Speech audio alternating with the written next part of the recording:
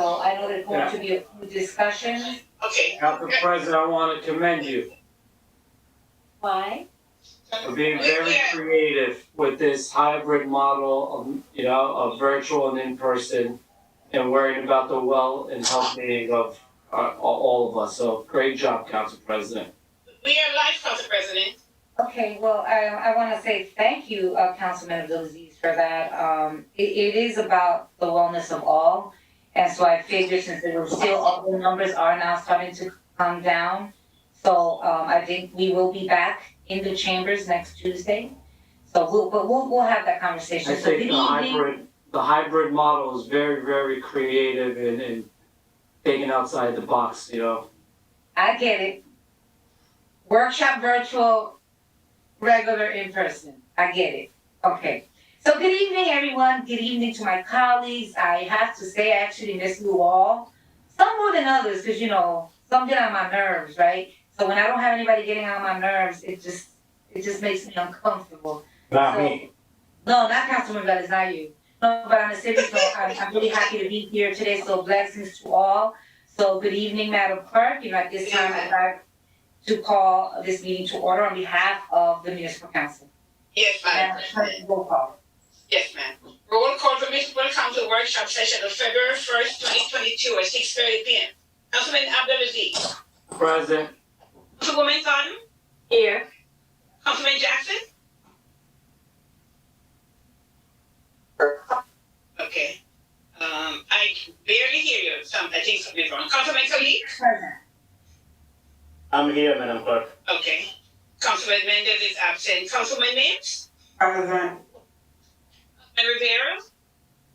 Didn't log on yet. Okay. Councilman Glass. Present, Madam Clerk. Thank you. Welcome. Thank you. Madam President. Present, Madam Clerk. Thank you. And just for the record, council members, Councilman Rivera is trying to get on. He was in finance, but through his phone. So he did say he's going to make his best to get into the meeting. Madam Clerk, at this time, if you can please read the statement of compliance. Yes, Madam President. Statement of compliance with the Open Public Meetings Law 2021 to 2022, meeting date February 1st, 2022, time 6:30 p.m. Adequate notice of this meeting was compiled and disseminated in accordance with the Open Public Meetings Law in the following manner. 1. The annual notice of regular meetings and workshop sessions of the Municipal Council was compiled for the year 2021 and 2022 on or about July 1, 2021.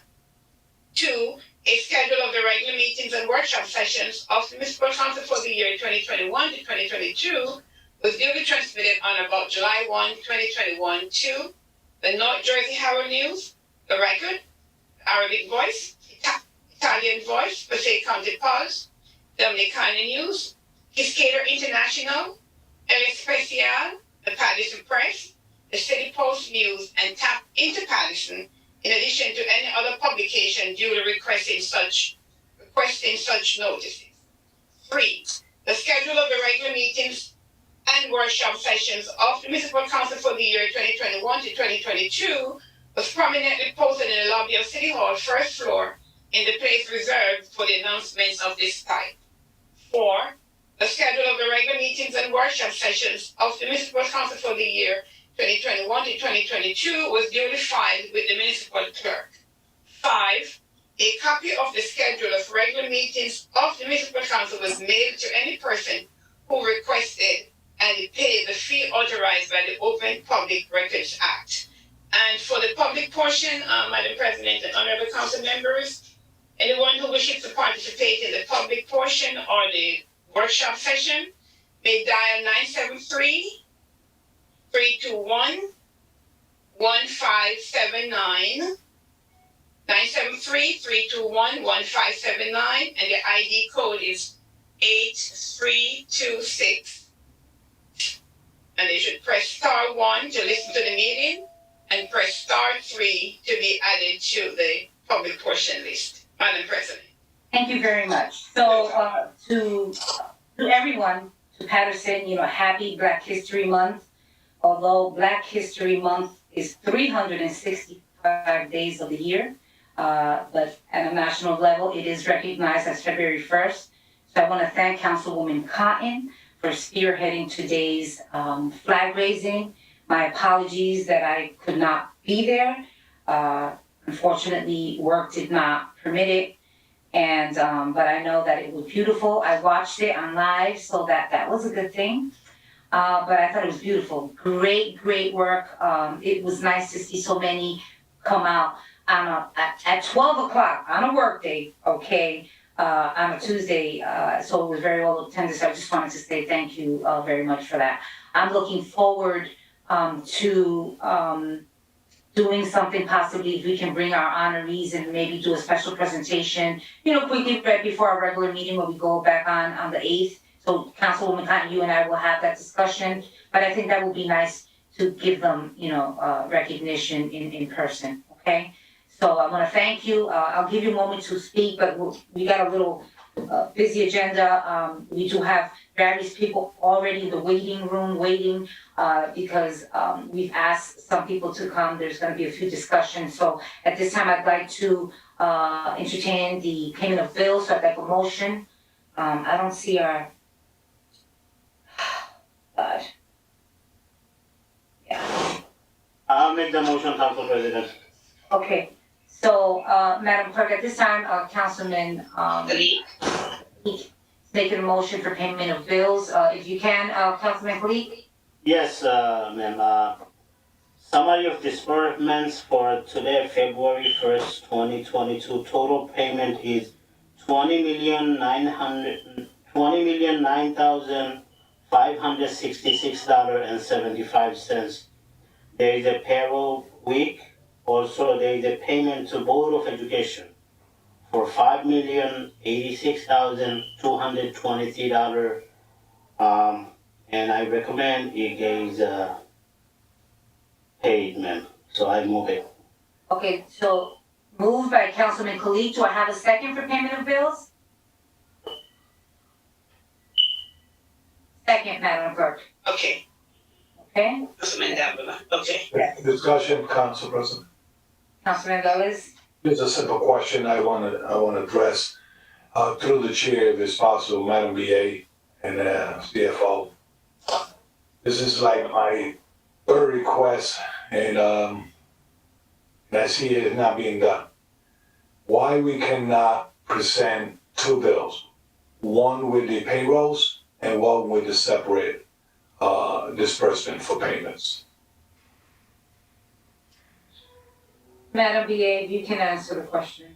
Sure. At this time, Councilman, yes, we have, we know that you have made that request. We actually haven't had a full conversation in Finance Committee about that. But maybe we could put that on the agenda for next week. We've been addressing some other issues. I appreciate, because right now we vote in some items to payments, especially the Board of Ed or other places. So, I would like to separate payment of bills from payrolls as our responsibility also, but not to be threatened because we need to pass a bill because the payroll is there. I would like to just make one point that we do have obligations in all of these ways, both for payroll and for other bills. And that is why, as a city, it has always been on one list. We have sorted out, we understand in the past, the COVID bills in order to make it clearer which ones were CARES funding and which weren't. But all of this funding is, kind of all general spending through the city. So, but we will take that up as a conversation in Finance Committee. Madam President, is there any chance, is my understanding, I don't know, probably it is or not, if I'm right or wrong, if there's any chance that we could strike a payment from this bill? Absolutely. Okay. Absolutely. We can do it.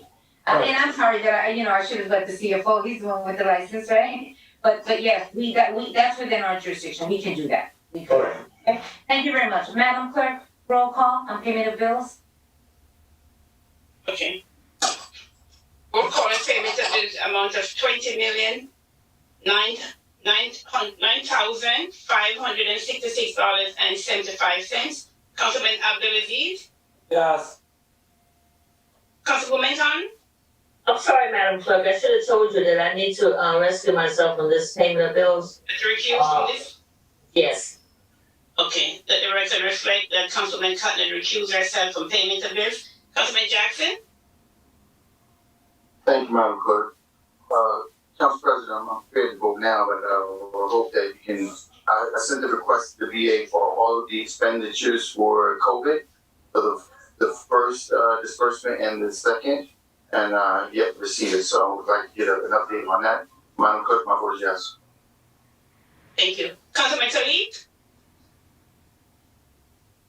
Yes. Abstain. Councilman Mims? Thank you, Madam Clerk. So in this payment of bills of 20 million, there is payroll. There's also a payment to the school board. There's a big majority of the payment of bills for grants that are allocated throughout different organizations and different programs that we have in our community. With that being stated, Madam Clerk, my vote is yes. Thank you. Councilman Velez? That's the reason I'm paying, my vote is gonna be an affirmative, but before I vote in affirmative, I just wanna also remind Madam VA that I requested the company that service the OEM robocalls. I want the name of the company that does those robocalls or allow the city to do those robocalls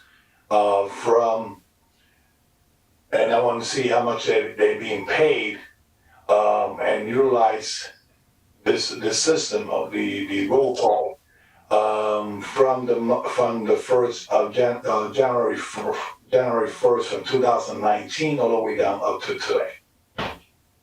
My vote is yes. Thank you. Madam President? Yes.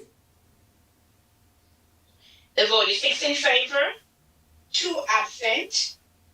Let the record reflect that Councilman Cutler recused herself from the payment of bills. Therefore, the payment of bills is hereby adopted. Thank you very much. So, Madam Clerk, I know that we have Okay, so, various discussions today. yes, ma'am, there are two. I'd like to take, the first discussion, council members, is an item that came before us. It went to finance, and it is in the second ward. It's a second ward establishment. And it is our understanding that there's been quite, if everyone read in the last, there was a full report, and there was a report from the ABC secretary, Marianne, okay? And there's been quite a few issues.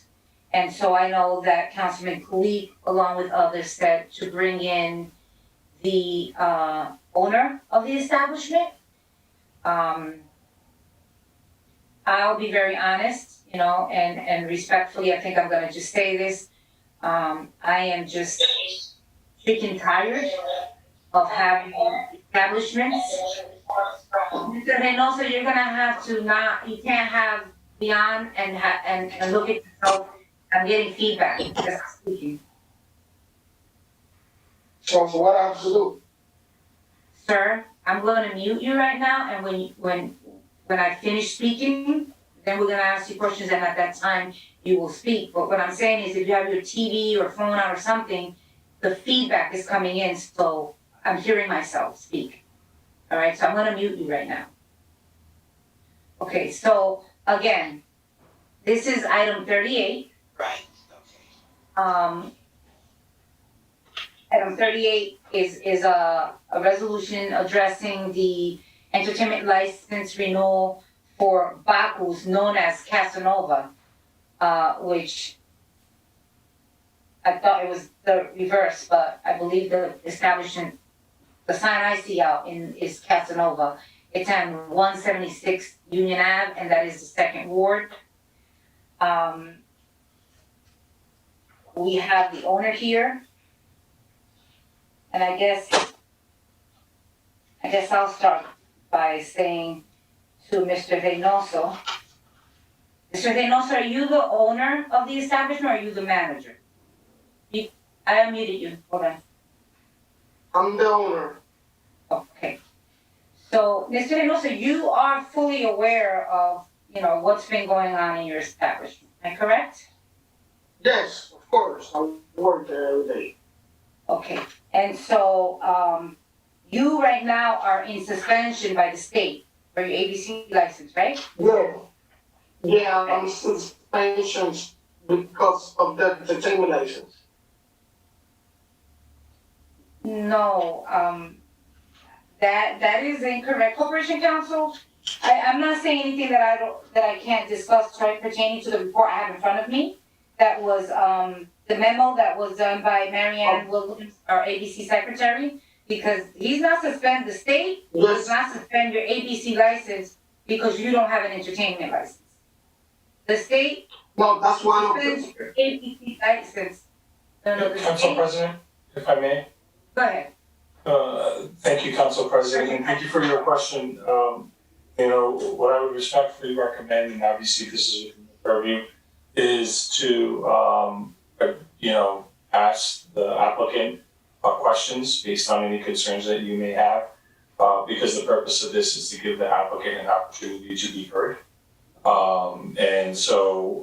I think it's would be prudent more from that perspective to ask questions and or allow the applicant to present materials rather than go off what internal documents you may have in your possession. Okay, the reason, and thank you very much for that clarification, and obviously we're here so you can speak. I just want us to be sure that you know why you're here in front of us. So when you made the statement that you're suspended because you don't have an a entertainment license, that is not the case. So I want to, Corporation Counsel, if I could, he needs to be clear on why he's here. And so. Council President, before you move forward, just to be in the safe part, in the past, we have had this type of proceeding. I don't know if we have to have the right or the benefit for the applicant to ask him if he been or has seek representation of an attorney or has been going to do a swearing statement, because as you know, this is like a type of hearing for him. No. This is, so Councilman, this was on already, this was on the committee. The councilman of the second ward, along with Councilman Rivera, said that, we should have the owners come before us, okay? And because of the situation of the memo that we have in front of us from our ABC secretary with certain issues that have gone on and they're currently suspended at the state level, there's some issues. Our jurisdiction is this. We as council, we say, do we want to renew this applicant's entertainment and dance hall license, or do we not? That is in our purview to do that. That's what we do.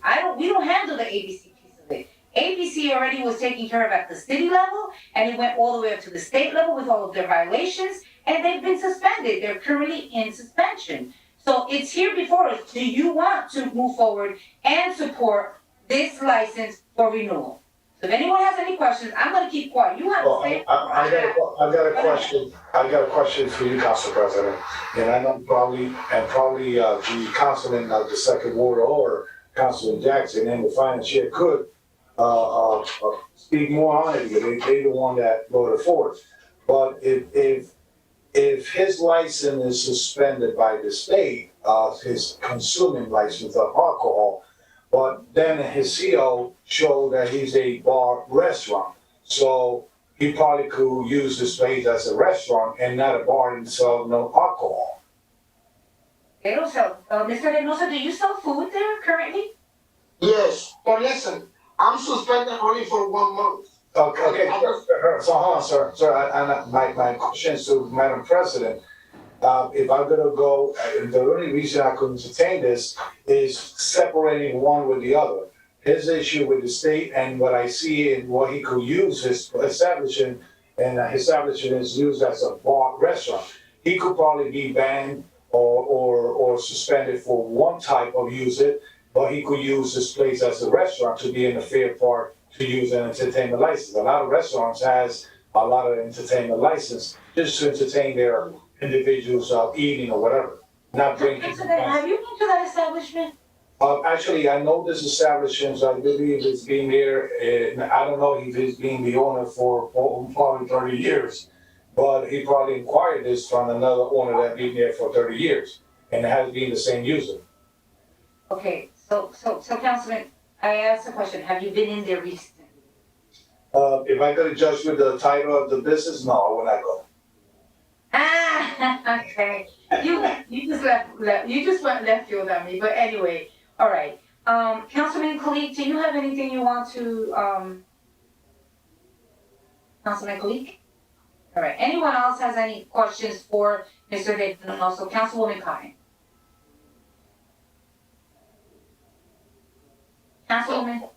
I got it. Thank you, Council President. I see here that, and I'm trying to understand, that he is suspended from January 18th through February 17th.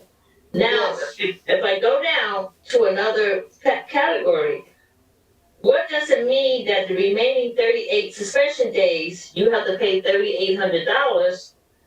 What does that mean by May 1st? They Also, got fined. Councilwoman, they got fined by the state and they, instead of having 38 additional suspensions, they're paying a fine. okay.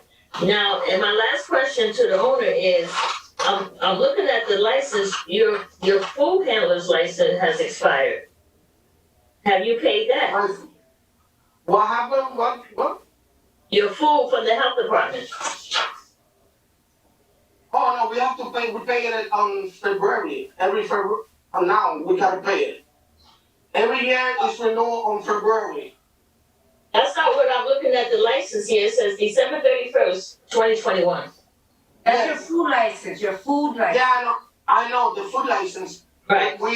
They send it you like 30 days earlier, and you gotta pay it by February, every year.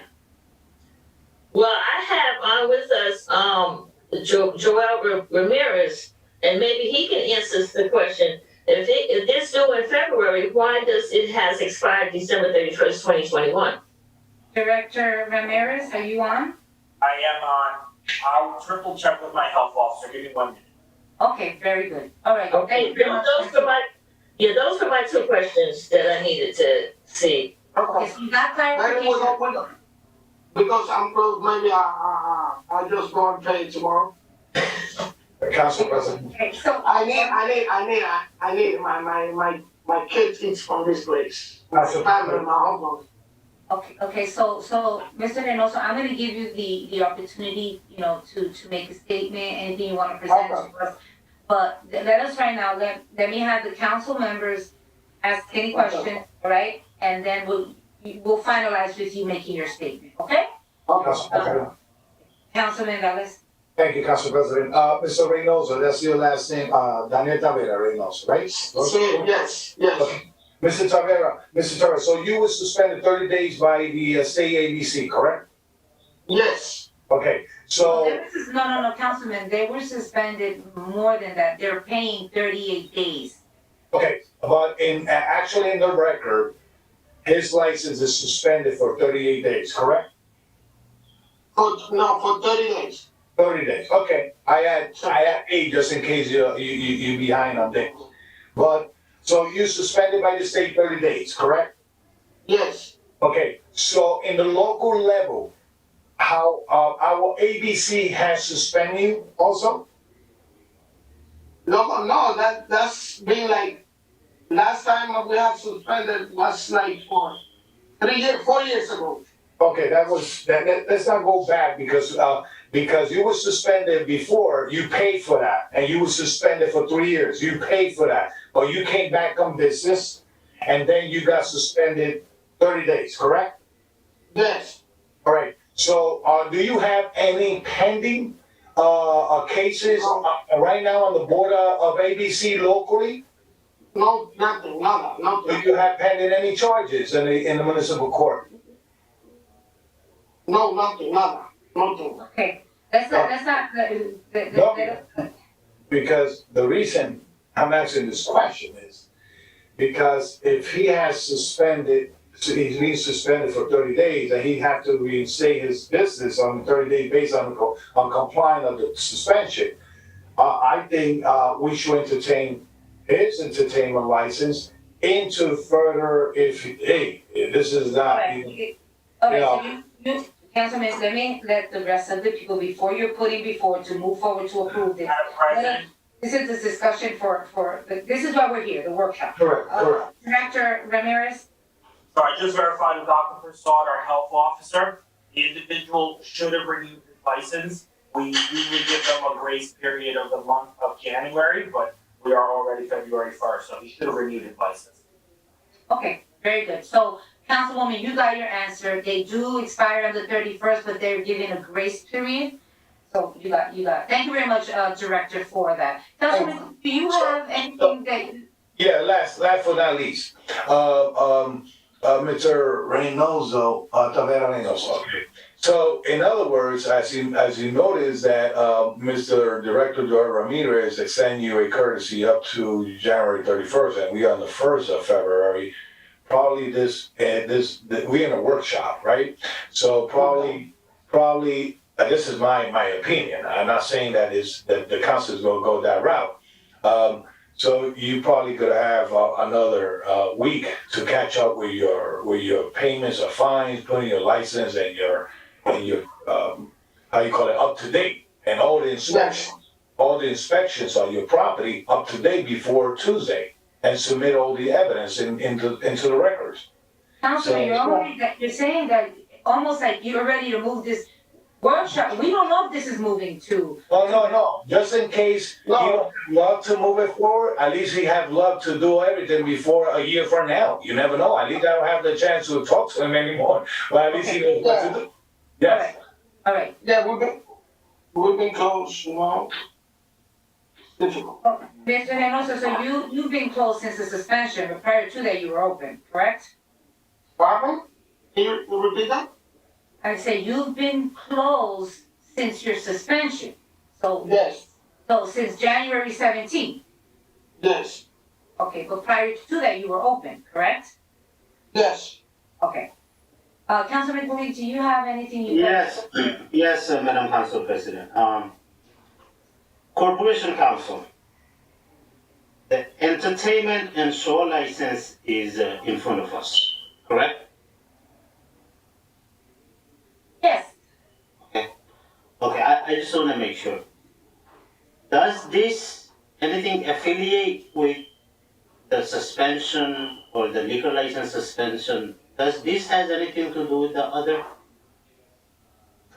If I may, Council President? Corporation Council. Thank you. To answer your question, Councilman Khalid, the suspension of his ABC license is not before the council currently. It's whether or not you're going to renew the entertainment license, and the wisdom of that decision is vested solely within the council. Thank you. I'm not still clear about it. Okay, so Councilman, if I know that you asked Corporation Counsel and he gave you a very clear answer, and that is that the answer is no. We're not here reviewing an ABC license. We're here reviewing what's within our jurisdiction. I continue to say that over and over. We, the council, approve or deny entertainment licenses, dance hall licenses, renewals. In this case, we, the council, when we discuss businesses that are breaking the law and allowing things to happen, illegal things to happen in their establishments, we say as a council, do we want to continue having that type of business in our city? When we have people along Linwood and all those surrounding areas calling us at 3 o'clock in the morning saying that the businesses are having loud music and that they're outside and they're drinking, they're doing all these other things, right? So we here right now, I'm all about quality of life, but I can't say that and continue to support, and continue to support businesses. So we, right now, within our right, have the right to say, you know what, Council President, we want to move this to the regular and vote on it, or no, we don't. So that's why we're here. We brought him on, and I'm going to allow him to speak because there's a lot of things of which, and the reason for the state suspending them. But we are here specific to dance hall and entertainment license? And do we want to move forward with a renewal? Thank you for the clarification, Council President. It's clear to me now. Thank you. Anything else you want to add? No, I think with all the violation going on, I think it should clear from the state before it comes in front of us. That's my opinion, so we should not move forward with it. As soon as you get everything clear from the state, then it should not even come, I believe it should not even come in front of us. But everything should, from our secretary or our office, from DA's office, until all this suspension and everything is finished with any establishment. I'm not talking about specifically this one. Unless everything is clear, it should not come in front of us. That's my Thank you very opinion. much, Thank Vice you. President. Thank you. Councilman Jackson, I believe you asked for the floor. Yes, Council President, thank you. First of all, I'm not privy to the details of the file. I think it's important for us to understand the parameters around the suspension. Although the decisions are arbitrary or isolated from each other, I think it's relevant for us to understand what exactly, because I know you may not have been talking specifically about this applicant, but if there are laws being broken, and those laws that are relative to the suspension of an ABC license should also be relative to suspension of a entertainment license. That's the first thing. So I want to maybe we can get into a few more details. I think this item definitely considering we have a lengthy agenda tonight, maybe it could be tabled for further discussion in committee. But I want to add some clarity just from my personal experience that if a liquor license is suspended, it actually restricts the business from doing any kind of business. So if you sell food, you're not capable of opening just for food if you have a suspension of a liquor license.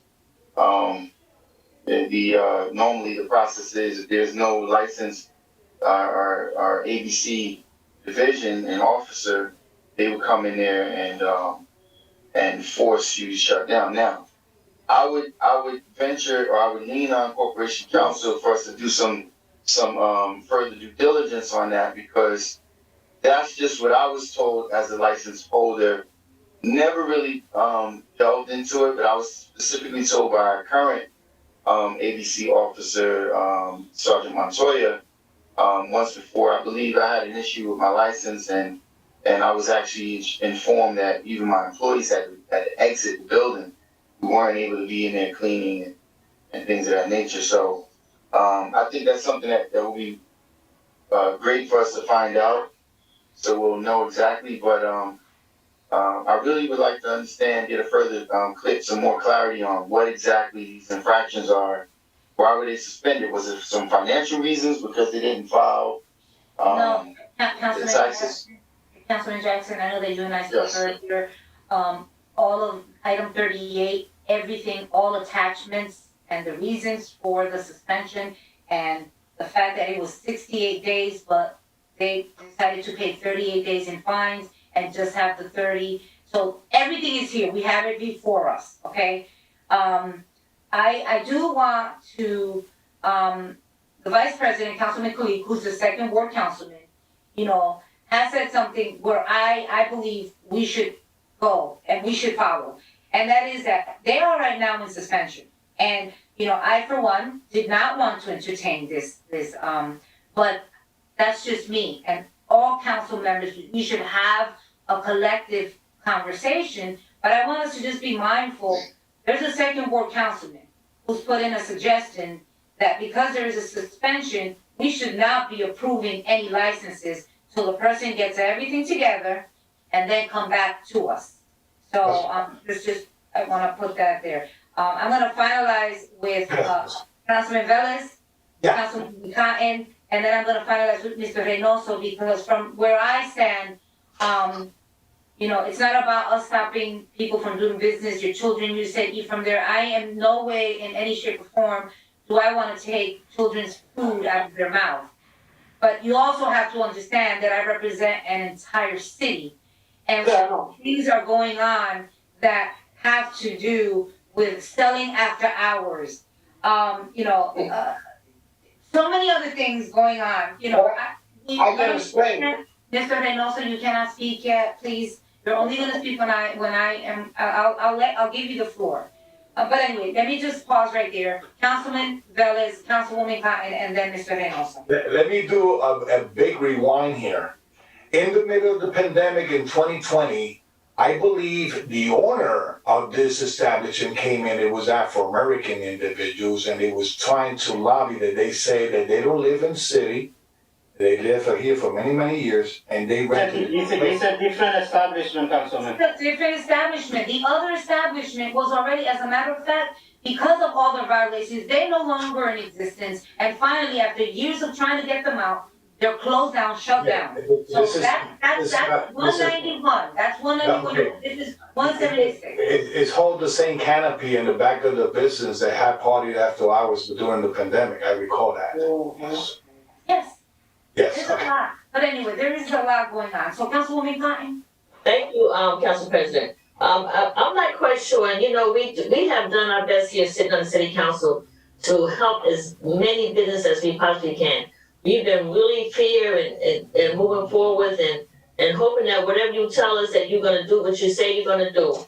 But there's something in here that just caught my eye, that they're giving you a 2-year period of not having any more charges. So whatever happened, I don't know what happened. 2 years, that's a long time to not have any more charges. That's a long time. And it says you can't even pay no more. They're not even, for the state to turn down money, I'm about to say to New Jersey, for them to turn down money, whatever happens, something to me seriously had to happen for them to say, we're giving you a 2-year, we're gonna look at you for the next 2 years. There should not be no more violation, nothing happened in 2 years. And if it is, that the director's gonna shut you down. Oh, no, the license is gonna be taken away completely. Okay. That's what that is. And this is in the paperwork. I just wanted to point that out to my council colleagues, that it's in there. Whatever happened, 2 years. That's a long time without no violation. So I just need to share that with my council members. I did One understand. second, Mr. Reynoso, 1 second, please. Just understand the process here. After a council member speaks, the council president speaks, then we give you the floor. So just give me a second. So, council members, you've heard Councilman Velez, you've heard Councilman Kalik, our vice president, who's the second ward councilman where this establishment is located. You've heard Councilman Jackson as well. You've heard Councilwoman Cotton, okay? You've heard my position as well.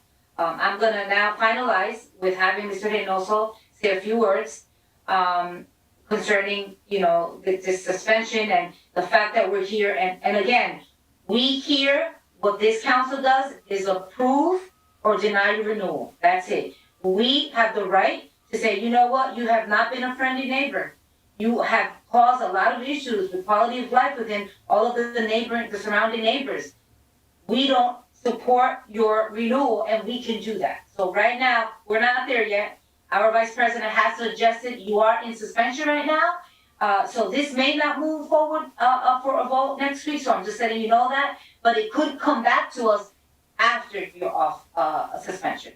Mr. Reynoso?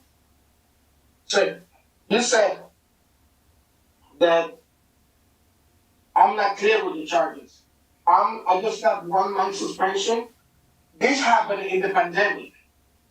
What in the pandemic, listen, in the pandemic, they gave us, you can open in the patio, right? Remember, they gave you a license only for the pandemic, but not inside the place. So they told us we can open from one time to one time, right? So we wasn't selling liquor after hours. We closed at 8 and people was coming out and the ABC came in right away because it was from 12, 11 to 8 every day. Remember? Then they opened up from 11 to 10 and then they was open until we was open all over again. For eating And- purposes. Yeah, only for outside the patio. Outside dining, yes. Yes. Not partying, nothing like that. No, it wasn't anybody sitting down. The problem is, Please don't have a back and forth. No, Council President, is that if I didn't receive the same pictures and music at 1, 2 o'clock in the morning, that's not dining, that's clubbing. Exactly. Okay, so I'm in agreement. when a person comes here to the council, make sure that comes with the right facts, because we got evidence about 1, 2 o'clock in the morning partying, and nobody was eating at that time. Council members, you all have this report in front of you, right? Correct. He's making statements always about, first and foremost, most important thing that you have to understand, Mr. Reynoso, is this. You just said a word, pandemic. And the fact that even you were not following in the middle of the most, this Crucial. horrific pandemic going on with this virus and the people dying and businesses not following through the executive orders. I mean, there's all of the violation of Executive Order 150, 157, 158, July, December. It goes on, and you got suspended not for 30, you got suspended for 98 days. You chose to say, I'm gonna pay for 38 days. And what Councilwoman Cotton is saying, under this report now, you will no longer be able to pay. The next time that you are subjected to another violation, that is suspension indefinitely of your ABC license. So what we're here saying today, and I just need you to understand, this item is not going to move forward to regular. I'm just letting you know that. It's not going to be voted on Tuesday. We are going to allow you to continue your suspension. Well, we're not allowing you. It's by the state. You are suspended till February 18th. At that time, you can move forward, Madam Clerk, through the ABC secretary, who's also the licensing secretary. She can bring it back. Madam VA, it'll come back to us in finance, and then we'll put it back in workshop again. We'll probably have to come back to make sure that everything's in place. Let it be known, I am going to walk up into your establishment. I'm letting you know that right now, so it's not going to be a surprise. Only because I want to see the piece of the dining. In terms, you say you sell food. So you'll be able to pay for your food handlers and get your establishment ready for your reopening. But for right now, this item is not going to move forward for a vote.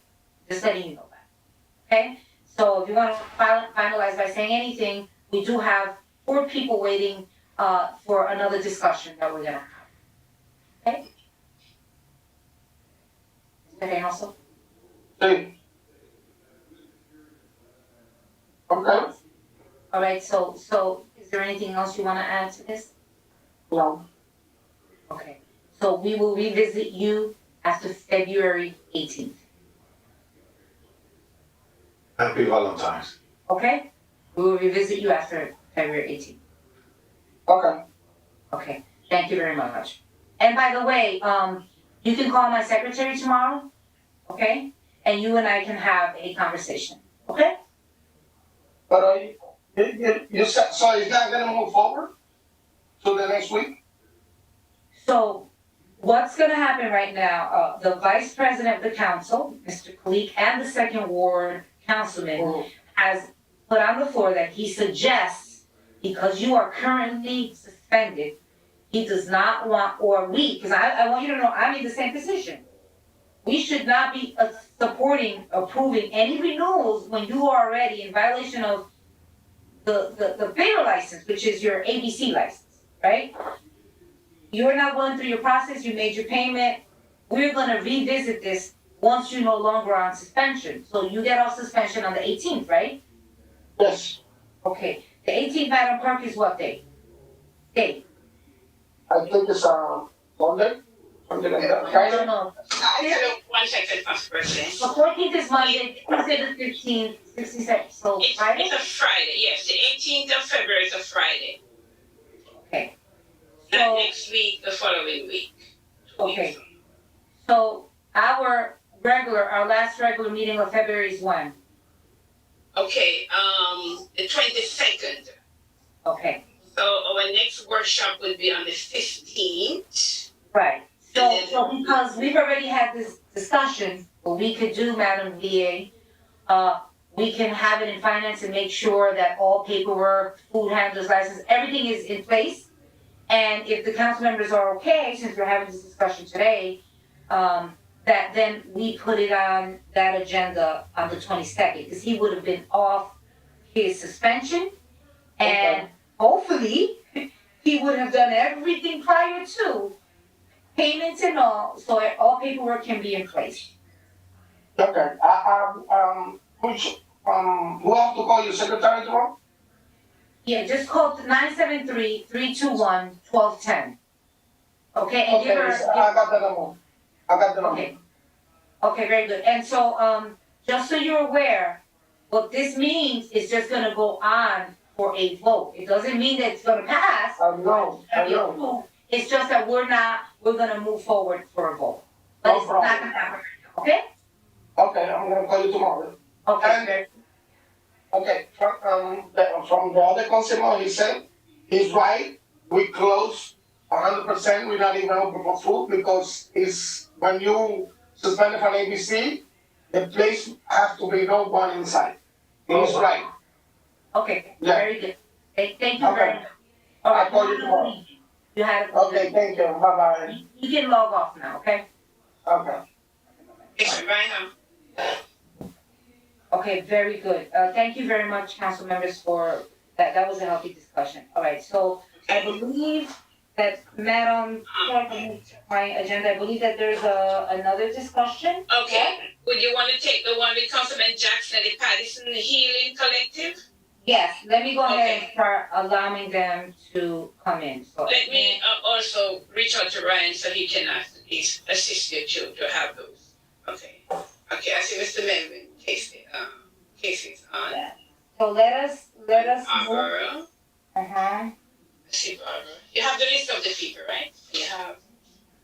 Yes, I have Dr. Chaudhry, Casey Melvin, Mr. Martinez. Those are the three people. Yeah, we have Barbara Martinez as well. Barbara is here. Operation manager. I don't see her. I don't see her on the waiting room. Barbara Martinez. I'm already in. Who's I'm Barbara? already in. Okay, so you're under Dr. Chaudhry? No, I'm under my name. Oh, wait a minute. Now I see. There you go. Okay. You have Barbara, you have Casey. No, I see Barbara, Teddy, Dr. Chaudhry. I see her. Casey. Lisa is there, okay. That's it, right? All right. So I want to welcome you, Dr. Chaudhry, and Mr. Melvin, Barbara, and Teddy Martinez. To be part of our discussion and today's workshop. I know Councilman Jackson asked, right, or requested more, so not asked, but requested for you to come on today. Sorry I couldn't be there for that big announcement. I'm excited about, all right, and all of the work that the Patterson Healing Collective is doing. So Councilman Jackson, if I may, I'm gonna give you the floor. You got 1 minute, right? Just so you can allow for Dr. Clark to speak. And I'm just gonna say this, we have not started our workshop. We just did one discussion and you're our second discussion. So, you're right before our meeting and I do have to do the public portion as well. All right, so, Councilman Jackson? Good, Council President, I think, the individuals involved will be able to fully explain and, what they would like to address the council. But I appreciate all the council members. For good. Councilman Jackson, I don't know where you are, but the feedback is so bad. I don't know if everyone's hearing the same thing, but you're coming in and out. I don't think that's me, Council President. I think it's someone else. I'm muted. No, everybody's muted. Very good. We can continue. You just give the floor to the Okay, Healing Collective. so Dr. Chaudhry, you have the floor. Hi everyone, thank you so much for letting us have this forum to speak to you all. I'm actually going to pass it over to our Pattersonians that you guys know very well that are a part of this collective. Casey, Barbara, and Ted. They can tell you really briefly about who we are, what we do, and then the second, how we can get your support, because we need your support right now. So Barbara, let's start with you and then we can take it away.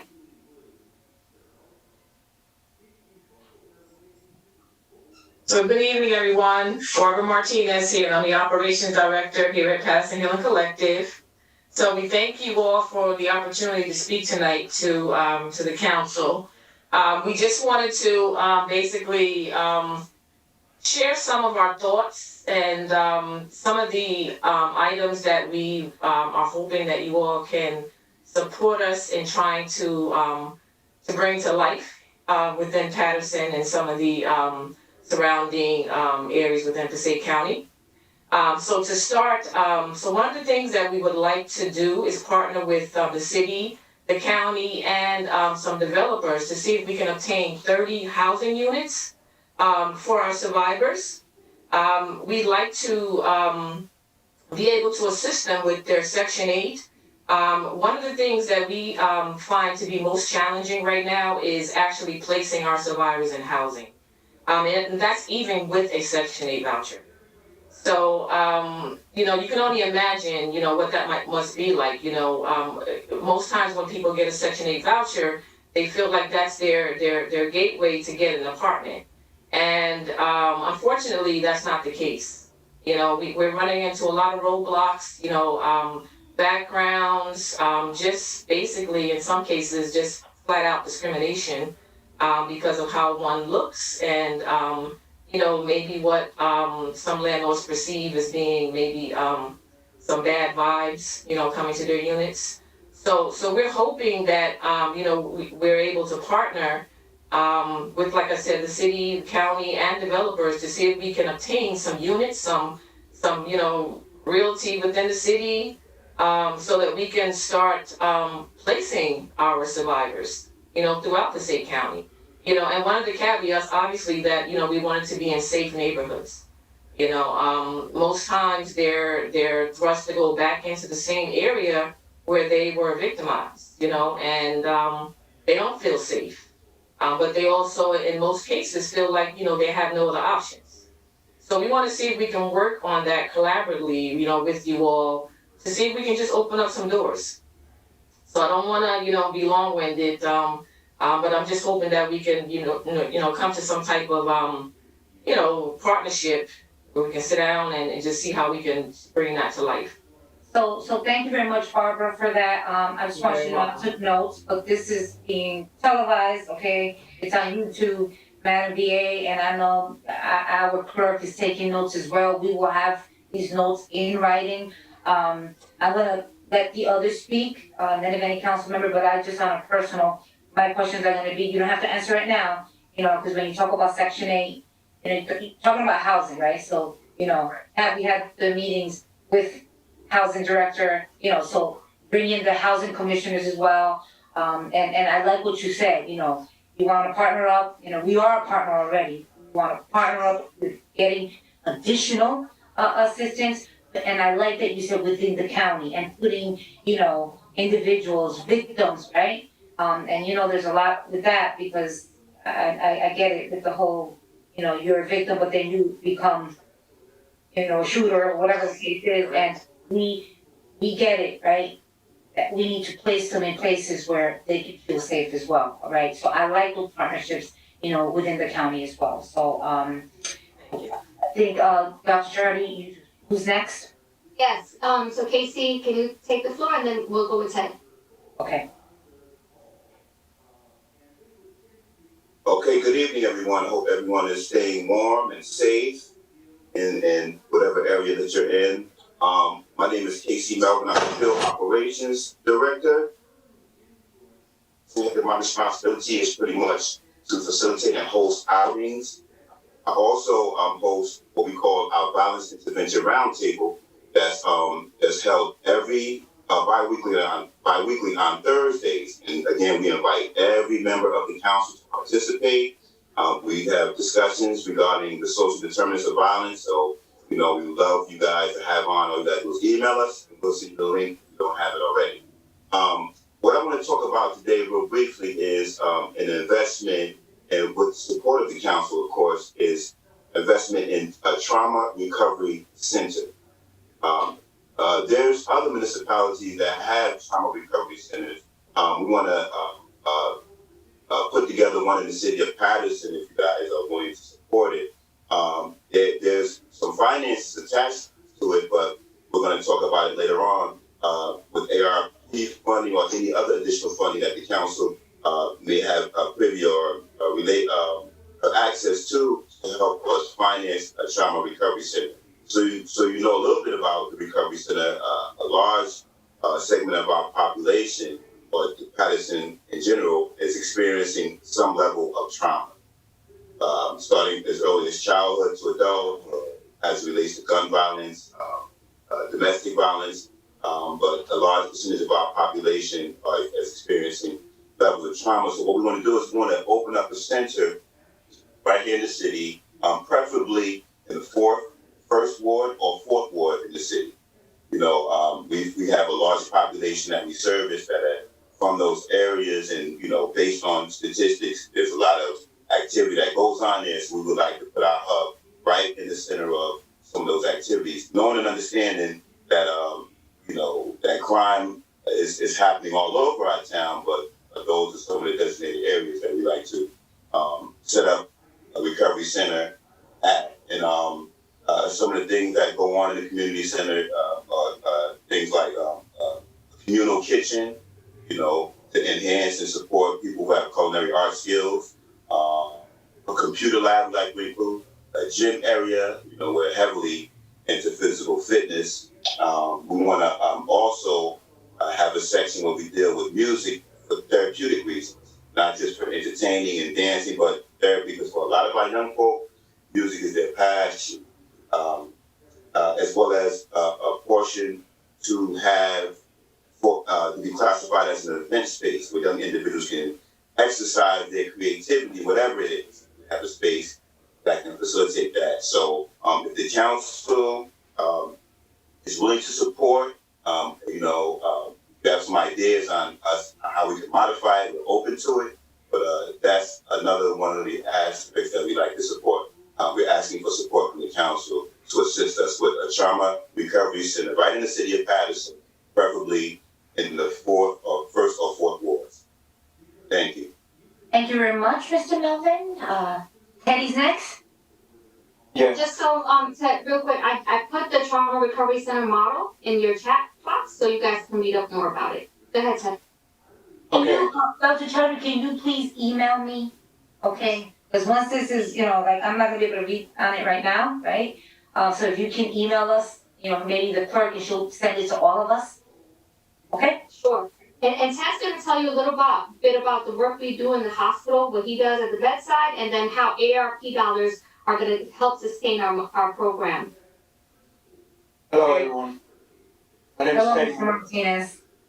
What's going on, everybody? Of course, as you guys heard, you know what I'm saying, the importance of, you know what I'm saying, the housing. Housing is a big issue across the nation, not just in the city of Patterson.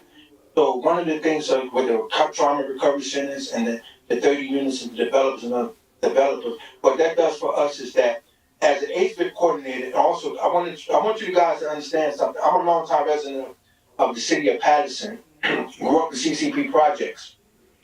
We've been doing this anti-violence work for over a decade or more. Collectively, we got over 30, 40 years collectively, you know, right here on the Zoom alone. My job as an HVIP coordinator, and so you guys don't, for those who may not know, this is the Hospital Violence Intervention Court Program. That's what we do, called HVIP. I'm the coordinator for the program. I'm also a gunshot victim, where I was shot 13 times. I was shot 11 times on one occasion, and I was shot on 2 different occasions. But what I do is that I ride to the bedside, you know what I'm saying, of the individuals who suffered penetrating gunshot wounds or stab wounds, you know what I'm saying, when they come through the St. Joseph's Hospital. It's through that partnership with St. Joseph's that we're able to provide supportive services and case management to help link the victims of violence and healing services and support. And mind you, when we ask for you guys support, we ask for you guys support with the understanding that we will provide continual case management with these individuals with the 30 units apartments, even with the trauma recovery center. We will do all the case management. That's what we do. So also, you know, we also, outside of the hospital, and me using my personal experience as a gunshot victim, so to connect with these young people, we also go to community and do community walks that build the relationships in the most impactful violence. And I like to add that even though that we see continual violence throughout the city, in the hotspots that we have been I'm gonna say injected ourselves in those hotspots, we have managed to engage a lot of the individuals in those areas, and we have data that can show that in those areas that normally back in October 20, those areas have decreased in violence. So the violence that we now see is pockets of violence. It's not the same violence that we saw in 219, 220, early 220. It's a different level of type of violence. And so, and when I say the different level, it's that it's pockets of violence throughout the city. It's not, and Marissa, you alluded to some of the kids, or when they become victims, they become, not all of them become shooters or and things of that nature. Not saying that you're saying that, but I'm saying that that's not. I didn't say that. I said that they think. I didn't say that. Right. And we want to dispel that myth. We want to get that, and that's why we want to have these trauma recovery centers. That's why it's important for you guys to to work with us and to really lobby to help us get that ARP money. Because even with the ARP money, like Lisa has, we collectively we have said. Real quick, right? I just want to add, right, with everything that Ted said, Ted's experience, and this is what makes our program so effective, right? Him being an incredible messenger, him being a victim himself, right? And using that leeway of being able to engage these young people in that hospital when they're fighting between life or death, right? And we're trying to break the cycle of a victim becoming a victimizer, which Ted does so well. What we're asking for now collectively is that, all right, let's take this to the next level, right? We're getting the engagement, we're getting the support. Having grant funding is great, but we now are at a point where, we need your support to build sustainability. So that's why we're here. I think that we've kind of shown and proven for the last year that, what we can do, right, with the power of love and collaboration. You guys know that KC, Ted, Barbara, and a lot of our staff, they've done things individually. But for them to even come under this umbrella to kind of put the power of many together, that's the power of this work. You guys have met some of our survivors, recent gunshot victims as recently as this year, that are now about that peace, right? So I just hope that, what we are asking you guys really for is ARP money is coming down the line, right? That's a great opportunity for violence intervention work to get sustainability for the next 3 years. I hope that you guys can see our vision with these trauma recovery centers that can make these healing methods more sustainable, not just, hey, we're waiting until they get shot. There's a trauma recovery center in your neighborhood that's your safe spot. Go over there, we'll give you that healing you need, that love you need, and the counseling you need. So that's kind of our vision, and I hope you guys can support us. Great. I think this is great, and I know this can be a lengthier conversation, okay? At this time, I see Councilman Velez hand. Councilman Velez? Yes, Council President, thank you.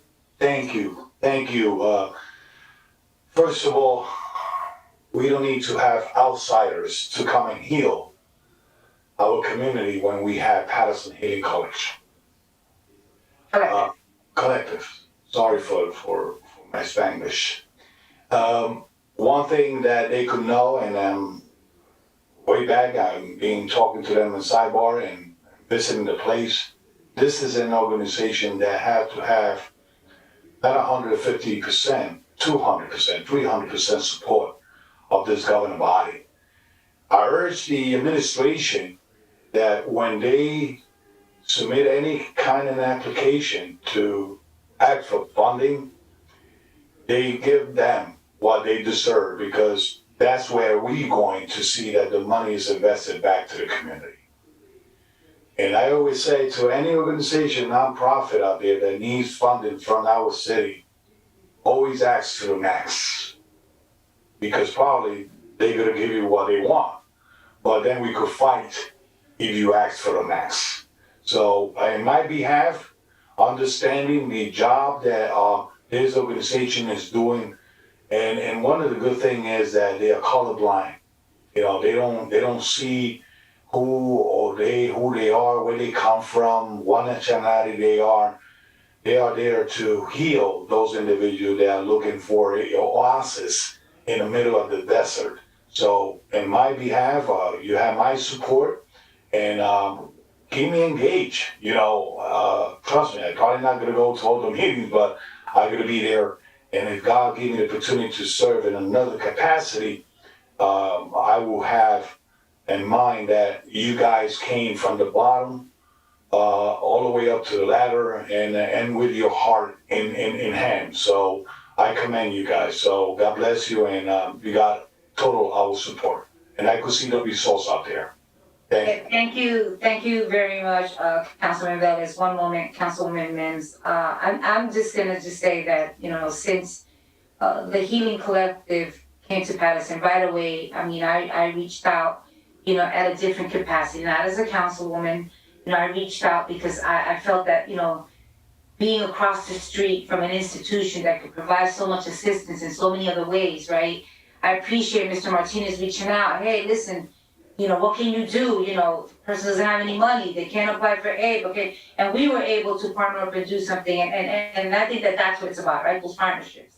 From day one, what you guys do is extraordinary. I've been part of your meetings. Unfortunately, work is difficult. My day, and your meetings, at 6 o'clock, when there's all these other things going on, has not allowed me to be part of the last few meetings that you've held. But I still get the minutes. I read the minutes. I know what's going on.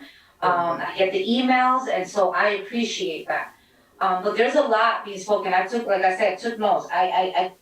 Mr. Martinez, the only thing I can't understand is the first word of, he's a coordinator of, I can't even say the word. The coordinator, can you just spell that for me, please? Hospital Violence Intervention Program Coordinator. No, I know, but you had an acronym for it. That's what I was trying to. H, Harry, Victor, Igloo. H. Yeah. Okay. That's what I went. All right. So again, you guys are doing great things. As I hear you speak, I'm thinking community development, CDBG funding. I'm thinking housing. I'm even thinking, and council members, just think about this. This is not a plug. Just think about this. City has, and we have somebody on that we pay for to go out there and assist with us getting additional money, grant funding money, some grants. This is an initiative that we can say, hey, to that company, come on, you're on our clock. Help us get money for, different organizations, for these types of programs. I'm looking forward to work, but I do understand that there's a process. And the last thing I think I want to state, thank you for that. And the last thing I want to say is that this meeting, I don't know if you've met with the administration, but I think it's important that there be a meeting with the administration with all of the things that you'd like to do, all in writing, all right? So then the administration can sit down, right? And then come to us and present, because this is great that we're speaking here. So we started this, but this is gonna shift to the administration and then to get support from us, okay? And anything that I can do outside of here and any connections that I can make, I will definitely be looking forward to that. Councilwoman Mims? Thank you, Council President. So, I have a different spin. First of all, I don't really have to tell you how much I appreciate your work, because I tell you all the time. But I think it's sad that you have to come to even make the request. They know the work that you're doing. I totally agree with Council President.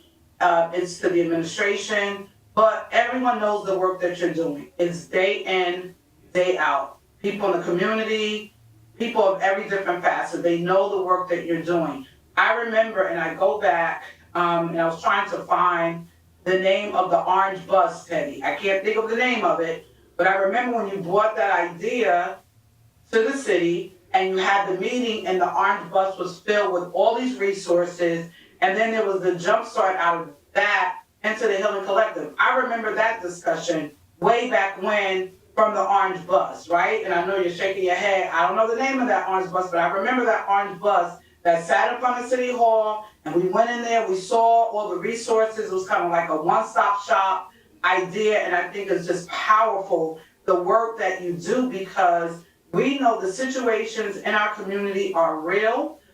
When you're hearing 13-year-olds, young kids, teenagers, and so many different ages, right, that these incidents are happening to, and to get the calls from the parents and the family members. While we were sitting here, a mom was in my inbox about an incident that took place tonight where they were getting out of their car coming home from basketball practice, and they were just going in the house, and her son right now is traumatized by an incident that took place in front of their building. So we're trying, while I'm sitting here, I'm trying to get resources and connect her with the school district to provide a counselor for the child who was getting out of the car coming home from basketball practice. So these are the incidents. For me, it's a little personal, and I see what you do, and it's very heart-wrenching that it has to take so long. When I saw even the video, when I saw the money that was allocated, I went back and me and Councilwoman Cotton spoke about it, and I wanted to see how much was given.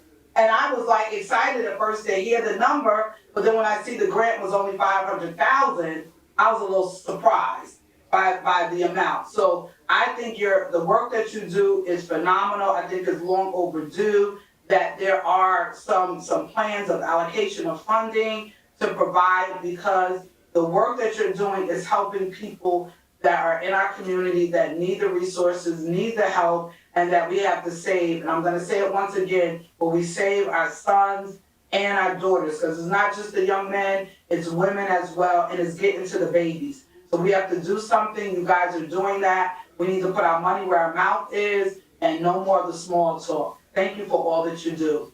Thank you, Council President. Thank you very much. Mr.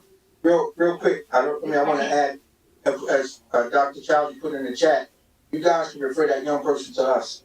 Okay. And I like what I see, everyone's seeing the same thing I'm seeing, so I hear I'll there's send it to you, Teddy. Yeah. Councilwoman Cotton? Thank you, Council President. I want to say welcome to our council meeting in Patterson Healing Collective. You know, I've been around really long. Barbara and Teddy, you on Cal Street, y'all been in this fight for forever. And you know, we're still in this fight. You know, and you guys are doing such an excellent job of trying to keep the people, the ones that are coming out of prison, coming out of jail, to try to be self-sufficient. Casey Melvin, you know, street keepers, brothers, you know, all of that. We've been like, I mean, in this fight. And so what I find as an elected official is that if it doesn't touch them, it really don't matter. So it has to feel within them too that, you know, I have the two brothers incarcerated. When they get home, I always say to family, please, you gotta forgive your siblings. You gotta forgive your brother. You gotta forgive your sisters of what they've done to you during your life of living together. And you know what I find is that we have to keep working, because I be ready to go down to Washington, D.C. to testify, because some of the stuff they have on the books now are horrible. Some of these laws are so horrible that it needs to be changed. It needs to be, but you know what I find is that you still must continue to fight, you know, and you guys, Barbara and Teddy, Casey, Lisa, I met you, I just really met you, but I know you're doing an excellent job. You're trying to get the community, and when you can get everybody on board, even with housing, not only is it for those, but you know, you have discrimination all across the board. You don't even have to have a record to not be able to get housing. They just don't want you in their house. You know, so you have those things that are happening to people. But what I find is that you got to keep fighting, and it's gonna happen. You know, some people think that it's not, but I always have been a big believer that it is gonna happen.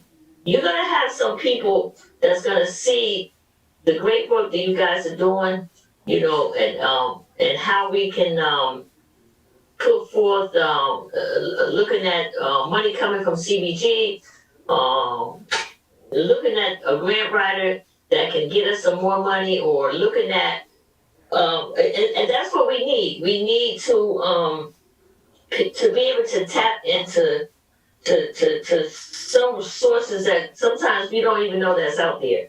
But I just want to commend you guys, ladies, for just doing the work. And you got some council people here that are with you. They're gonna try to do everything they can to see how we can get. But I already said, I know I need to go down to Washington DC to train some of them old people. I can't say old, but change some of them. I ain't gonna say old, but change. They need to You got your double ARP? Yeah, so just be able to walk with, I've been in my house 37 years. I've been on my block 38 years on my same block. And when people move in my block, I do my best to go to their house and welcome to my block. Welcome to my neighborhood. But the Patterson Hill, and I see the tremendous job that you guys have been doing, ladies, and it's wonderful. And we gotta do everything that we can to make sure, we gotta do everything we can. Sometimes I wish I could just take my pen and write a check for $1 million. You know what I mean? Like, well, can I write a check now? I want to do that. I really do, and I wish I could. But I just have one question. Penny, you mentioned ARP. I'm not sure, what is that? ARP money, the American Rescue Plan. Oh, that's what you're talking about. Okay, I was thinking your double ARP card. Oh, that's what but I'm just saying, so this, okay, I hear what you're saying now, because, Councilwoman, you said he was talking fast, so I'm saying, but Teddy, I hear that, I seen the work you and Barbara have been doing for many, many years. I've seen the work KC for many, many years. And Lisa, and you brought everybody together. Because you took a group from here, you took a group from here, and you took your group and you put it together. And that's what makes a bigger group. That's what makes a better group. Because it takes more than just one. You gotta have other people with you. When you got the Project Reconnect, when you got the Street Keepers, when you got the brothers, you bring them all together. So whatever we can do to help, and I'm with you. Having two brothers incarcerated, I know what it is. Both my brothers are deceased now, but I knew that when they came home, but you know what I'm afraid of, and I'm going to put it out there now. I think February 7th, I'm not sure if it's February 7th or February 8th, the governor's going to release 3,000 people from jail. And you know what? What's going to happen? Tell me what's going to happen. They don't got nowhere to live, if they not going to family, what's going to happen? I'll wait to see, and I hope it's not what I think it is, but it's coming February 7th or 8th. I'm not sure when it is, but they get ready to release 3,000 with no place to live, with no ID, with no birth certificate, with nothing. What's gonna happen? I just have to share that with everyone. That it's out there. But I'm with you, Patterson. Whatever I need to do, whatever we need to do, we're gonna be together. Hopefully I can. My husband foundation, I started his name, Ed Cotton Foundation. So what it's about coming together. Thank you. Thank you very much. I just wanna. Last November, not last. Can I say this real quick? Before they released it, what happened was last time that we got the Patterson Hill Collective, we just started, and we got over 80% of those individuals that in our office from that. So that's why it's important for you guys to really support us with this ARP money. So Lisa is an excellent grant writer. Barbara is an excellent grant manager, and Casey is excellent community engagement. That's why it's important for you guys to really push for this money for us, so we can engage that and do the prevention work and engage and also collaborate with other organizations as we plan to with the ARP money. But we can't do it without that ARP money. Okay, Mr. Martinez, I want to thank you, and again, and I'm going to continue to say this, I know that you're all before us, you're putting it before us, but this is clearly a conversation that it began here, but it needs to begin with the administration, and I think that, we'll we will definitely get there, all right? The EA is on right now. Council President, Okay, one second. Council members, I'm gonna just give the floor to Councilman Jackson, and then I have to move forward. We are now past 8 o'clock, we still haven't done the public portion, and none of the agenda yet, so please, just be very mindful, because this conversation is a longer conversation. There's a lot of moving pieces to this. This is a big puzzle, okay? And so I understand what you're coming to do before us, but I also need you to understand, in our position, and me having to run this meeting, specific meeting right now. So, Councilman Jackson? very good. I totally agree, Council President. I want to thank you for allowing the discussion. As I explained to the group and Dr. Chatterjee, that this is just a brief introduction. We should have a dedicated night where we have a dedicated meeting specifically designated just to have a group discussion between the council and the Healing Collective.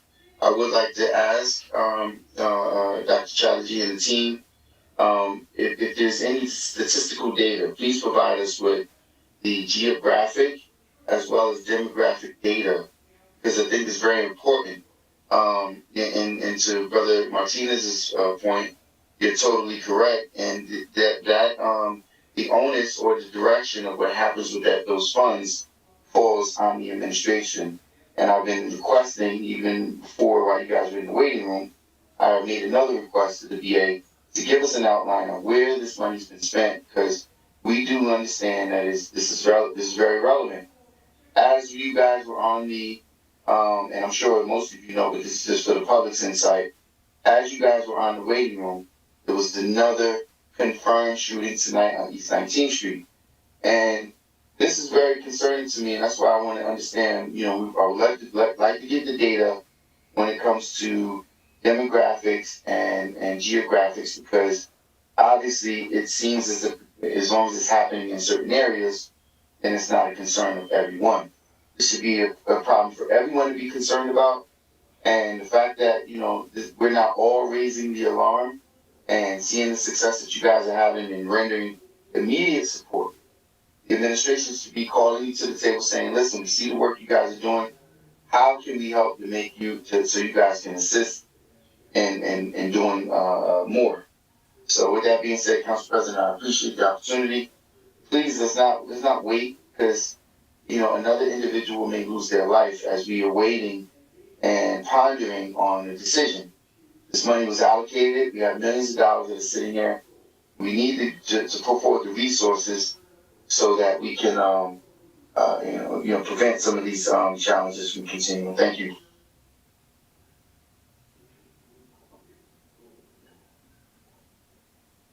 Just a sort of. I'm sorry, I'm just speaking, right? And I'm muted. So I want to thank you once again, okay? And clearly, we will see how soon we can actually get a meeting, okay? But before we have that meeting, I want to be able to hear that you've had a meeting with the administration, okay? And so, Councilman Jackson, I'm with you. We will definitely work something out. We also have something pending with the school board, a joint meeting. I sent an email to everyone with a memo, with a copy of the request. So there's various meetings that we're gonna have to do just separate from a council meeting, because then we won't be able to get everything done on one day, okay?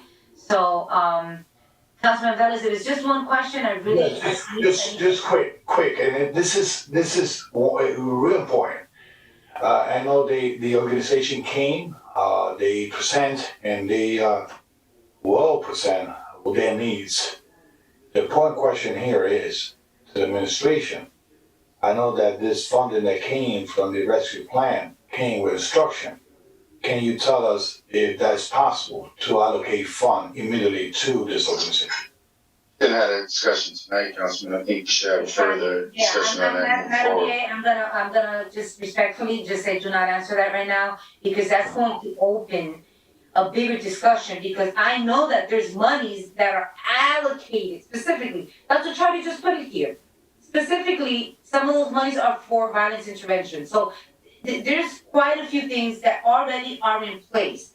So we're not gonna have a discussion right now. My apologies, please do not take it on a negative. No, but that can be I don't read There is the, monies that are supposed to be allocated, all right? but I need that put The in the administration course. has to present in which way, so are we working with the, Human Services Department, like, what are we doing? So this is a bigger conversation, so. We got the support. The We got the entire support. Patterson Healing Collective team, thank you so much, all right? I look forward to more conversation, all right? Blessings to all, have a good night. Welcome, God bless you. Thank you. Thank you. Okay, Madam Clerk, Yes, Madam President. we have now ended in terms of discussion, am I correct, discussions? No, there's one more. Oh, that's right, my apologies. Oh, man. Did you want to take the public portion first, or what? Yes, I was gonna ask, we'll take the public portion, and the last discussion has to do with the fire department, am I correct? Right, and certifications. And certifications, correct. And then- All right. Okay, so Madam Clerk, please read the number into the record again so people can call in. Council members, we're gonna open up the public portion and then move forward to the last discussion, which we're not gonna take an hour on. We just gonna want certain questions answered and then we'll move forward. What I would like, while we're doing the public portion, council members, just look forward, because I wanna move, the second reading ordinances, I'm gonna move them all for second reading, and there's quite a number. If there's any questions on any, I'm gonna try to do his best to move quickly through the agenda after the discussion, okay? Madam Clerk? Yes, the public portion is now open, Madam President and honorable council members. I'll just repeat the public portion. I think we have two people holding on. But at this time, I'll just repeat the number for the record. Those who would like to participate in the public portion may dial 973-321-1579 and enter the ID code number 8326. You press star 1 to listen to the meeting and star 3 to be added to the speaker list. I think we have two speakers, Council President. May I have the first speaker, Ryan? Thank you.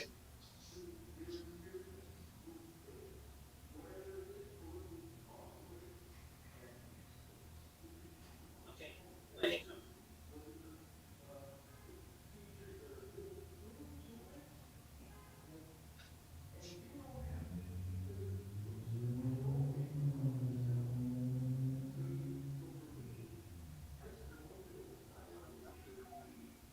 May I have the first speaker, may you state your name and address for the record, please?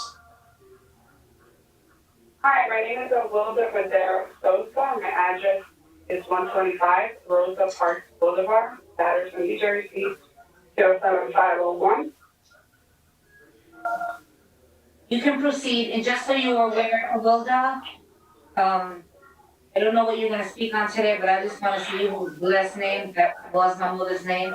I haven't heard the name in a while, but I need you to understand that there is a 3-minute limit, so if the phone hangs up, it's because of that, not because we're hanging you up, okay? Oh, I'll be able to hear after or no? Oh, yeah, what I'm saying is, I'm just letting you know in terms of. It'll mute me. Okay, I get it. No, I want you to listen automatic after 3 minutes, because that's the time limit that you have, okay? So you can, Madam Clerk, Okay, perfect, thank you. Madam Clerk, start the clock. Yes, I will. When she's, Go ahead, Wilda. go ahead. Perfect, so my name is Elizabeth Madera. So, like I said, I've been a Patterson resident for the past 16 years of my life, half of my life. I am reading a script because it's time. So, prior, I was born in the Dominican Republic. I graduated Garrett Morgan Academy, which no longer exists. I was a valedictorian in 2009. I went to Montclair State University. I'm sorry about the background music, I'm in my job. I went to Montclair State University, graduated with a bachelor's in criminal justice. The reason why I'm here today, and I'm glad that it was after this conversation because you guys kind of brought it up a little bit, but I am scared, and I am stressed, and I am terrified, and I don't know what to do. The recent incidents that have been going on in Patterson have cost great people's lives in the last couple of days. Not fair, the streets are winning, literally. There's no emergency, there's no control. Is there such thing as a code of emergency for a city? Because this is an emergency. There's been too many cases that are from stray bullets. My biggest concern is that we're not even safe at home anymore because last week a lady caught a stray bullet inside her home during bedtime. I'm no one to judge the decisions that the city makes. However, I've seen various new parks being built, renovations here and there, new buildings everywhere, but there's no money for our cops. The ones that are supposed to keep us safe. 2 cops just died in New York. The same thing happens in Patterson. Patterson has the lowest paying police department in the nation. I am not a cop. I mentioned earlier, I am a criminal justice major, but I'm not a cop in the city of Patterson because I refuse to give my life to a city that doesn't appreciate it. My dedication, and I want to be able to provide for myself. They start at like $21,000. I make more money now, so why would I put my life in danger? I've been in Patterson all my life, as I said. I went to school 10. Didn't have a great reputation, but I graduated number 1 in my class. There's great in Patterson, but we're being killed, and something drastically needs to change. My brother is 15 years old. The event that you guys mentioned earlier, this is my brother. My brother had this traumatic experience where it was a shootout in the middle of him getting home, and he had to run. He got scared. I've been stressed. I can't sleep after that. And when I went to school, I had to worry about gangs. I had to worry about drugs being hanged out or fights, but never guns the way that it is now. I recently spoke to a cop, and there is no set plan. And I know from listening to this case that there is no set plan because, I'm sorry, but everything that's being discussed it wasn't guns. It was the guy's establishment, and I get that that's important, but I think there's a bigger concern. So I'm terrified. There hasn't been an emergency meeting. I need you guys to get your people together, gather ideas, pick the best one. Stop and frisk. Do we need to do that? So be it. Do we have to have a curfew at 10 p.m. again? Why not? Do we need to bring in the National Guard? Why not? The councils are not getting involved with our police department and the fire department and everybody else. They're reflecting the city and it's reflecting. We need unity at the moment and a plan. It's easy to say just move out because that's the answer I'm getting, but some people can't. I was lucky. I no longer live in Patterson. The address that I gave you is my parents' house. So I can't get them out right now. And I'm done with my speech, but thank you so much. Thank you very much, Wilda, for your statement. Madam Clerk, the next speaker? Yes, ma'am. May I have the next speaker, please?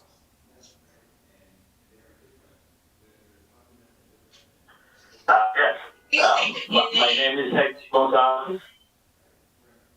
Hector Gonzalez? Gonzalez, yes, 112 Wood Avenue.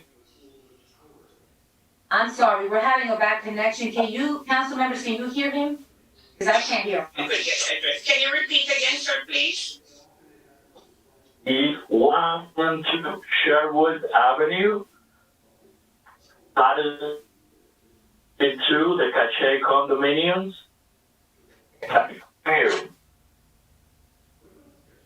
Hello? I don't know where you are, sir, but we're having a bad connection. It's in and out. I mean, are you guys hearing the same thing I'm hearing? Yes, I'm having the same problem. Okay. Try again, sir. So 112 Sherwood Avenue, Patterson, New Jersey. Yes. The Cache condominiums. Is it better now? Yes, a lot better, sir. Continue. Well, I'm the treasurer of condominiums and also I'm an accountant with a licensed CPA, graduate degree and all that, so I'm an accountant. And this is about the amending ordinance 40718 and 40719 for the sewer department. It is not fair to condominium owners. We were paying $4,000 last year based on our water usage. With the new, they want to charge condominiums just like one-family houses. Now we end up paying $8,616, and when you start the ordinance, you were saying that it's fixed to create a billing system that imposes no undue burdens on taxpayers. I think it is the sewer department, not her. Have several meetings of years with the director, and I have tried to explain it because if you look at your ordinance in the second page, there's something it says if it's more than 4 units, it will be use the meter system with just an additional charge for the type of pipe. But rent want to charge or does interpret, they want to charge like one family home. Obviously, the condominium is only 1-2 person max by the bylaws. And a family, you could have 10, 15 people and space, and so it's not fair that we are paying so much. Again, it's like 200% of what it's 215% increase on what we were paying last year based on our usage of water. So I would like to cancel. I have several meetings. I think it's the sewer department, maybe the business administrator, not interpreting the ordinance, but it is unfair to us. So, hello? Yes, we're hearing you. We can hear you, sir.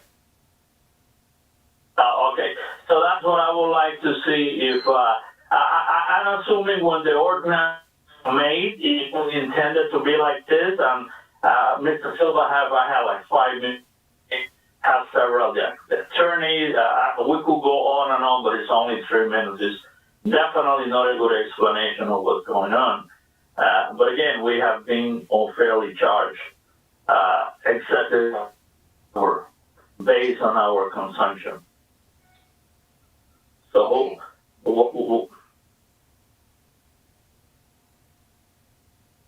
that's it. Okay, thank you very much. Okay, thank you. May I have the next speaker, please? If one more speaker. And because there was only speakers. Yeah, but there's another one. He had just, I guess someone is logged in. Next speaker.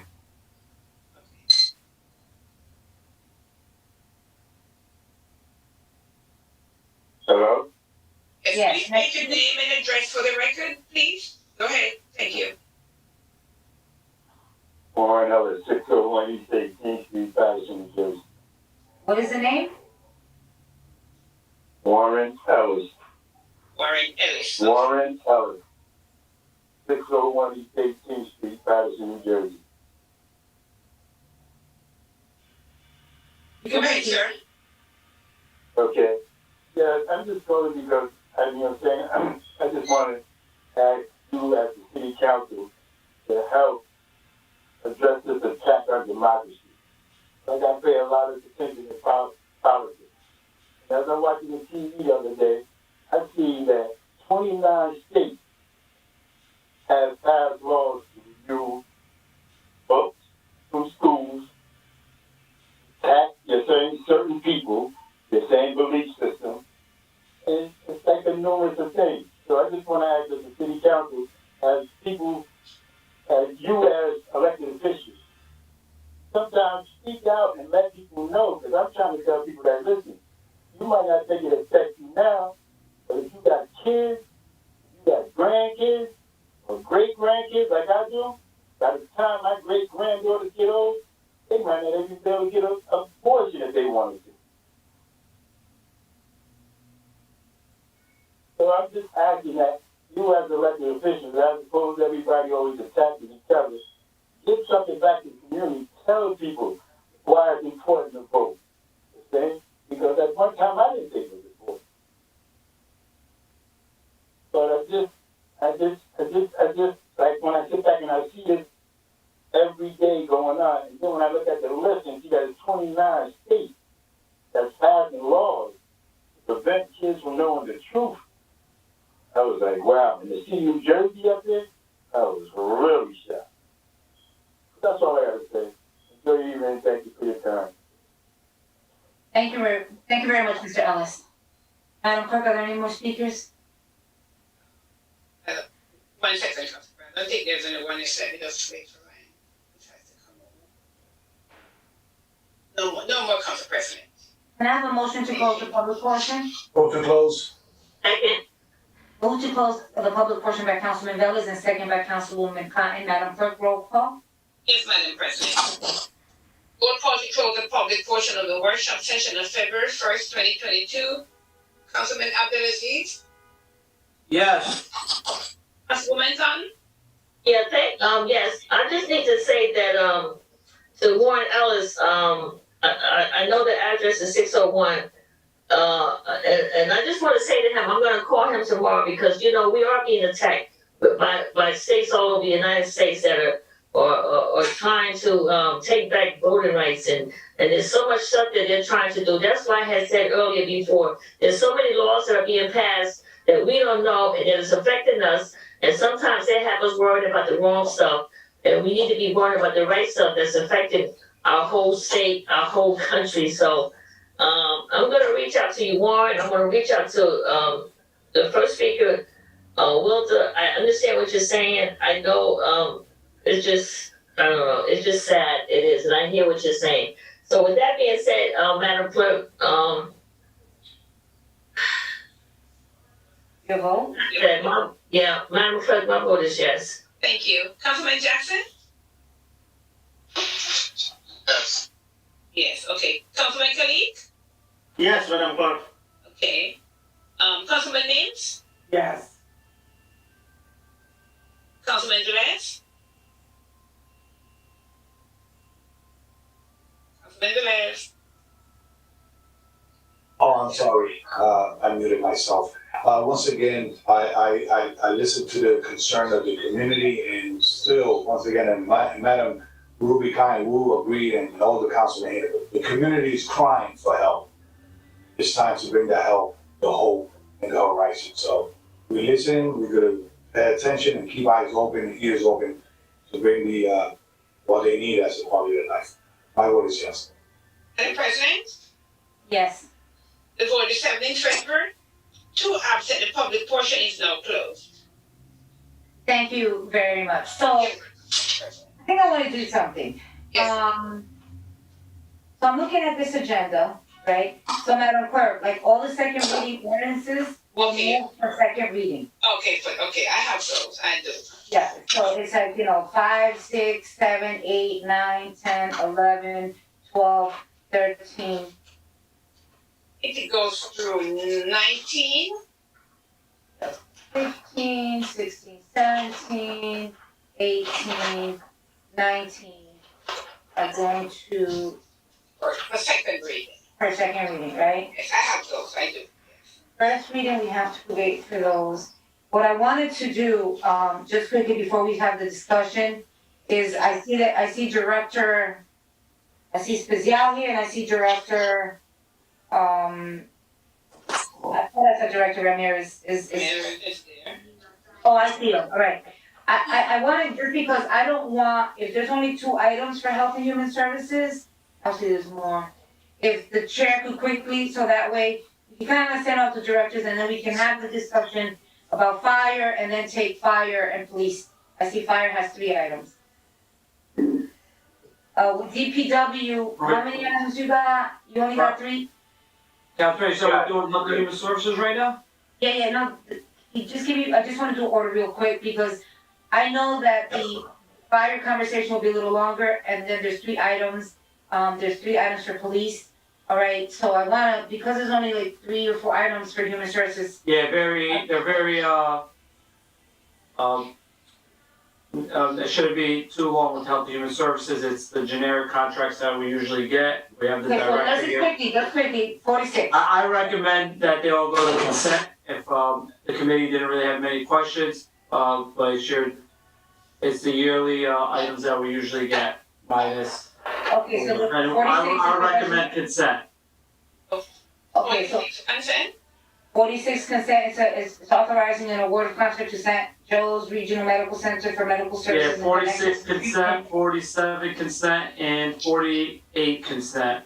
Does any council member have any questions on items 46, 47, 48, 49, 49, and 50? I got one question only for On which one?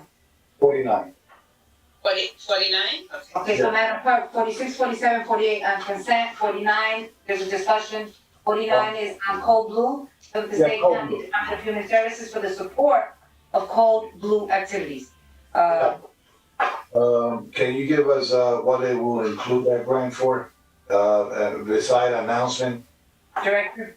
Yes, so Councilman, this is funding that the county is providing for us to run our warming center. The award is $100,000. This is the second year that we're actually getting this type of funding for the support of the warming center.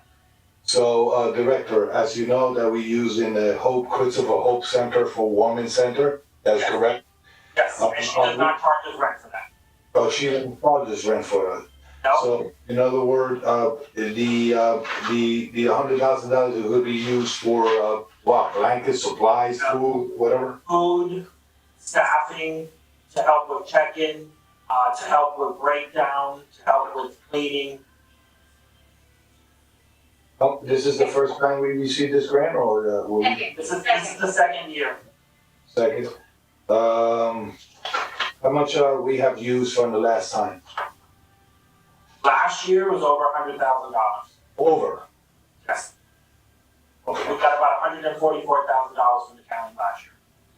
Now, also, Councilman, just to know, the hotel placements, when we place women and families in hotels under the Code Blue Emergency Act, we pay for it out of this money as well. And Good. we've had quite a number of placements of families, of individuals and women in the hotel since Code Blue started. Good. Okay, thank you, Council President. That could go okay. Thank you. So, 49 will be on consent, 50 will be on consent too. This is a resolution authorizing for the city to accept the grant from the New Jersey Department of Health, Bioterrorism, and Preparedness. Question on that one, 50. Councilor Velez? This is the one that we're going to upset, how much is this one? $219,955. This is the one that is not the intention to, which one is the one that's supposed to be tonight regarding the grant that we received from the federal government to That was for SHI, which is for a marketing program targeted for specific at-risk populations. It is for COVID only. And where's that one, what number? That is number 47. 47. So in other words, that's what, how many millions we receiving on that? 1 second, Councilman. So 50 is going on consent, because now you just moved from it to another item. Yeah, correct, yeah, that's, So what's your question on 47? 47, how much we receiving, they say phase 1, phase 2 here, right? Correct. That is out of the $4 million public health literacy grant.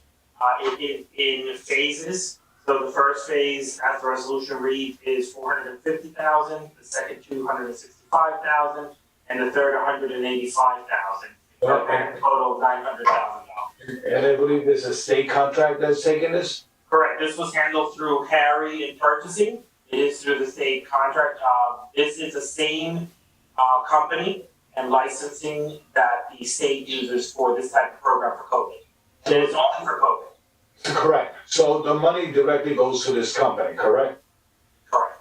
And so they're not gonna hire how you call it, those companies to let them know what we're gonna do with the money, nothing like that, No, this one is just for the program that they've set up.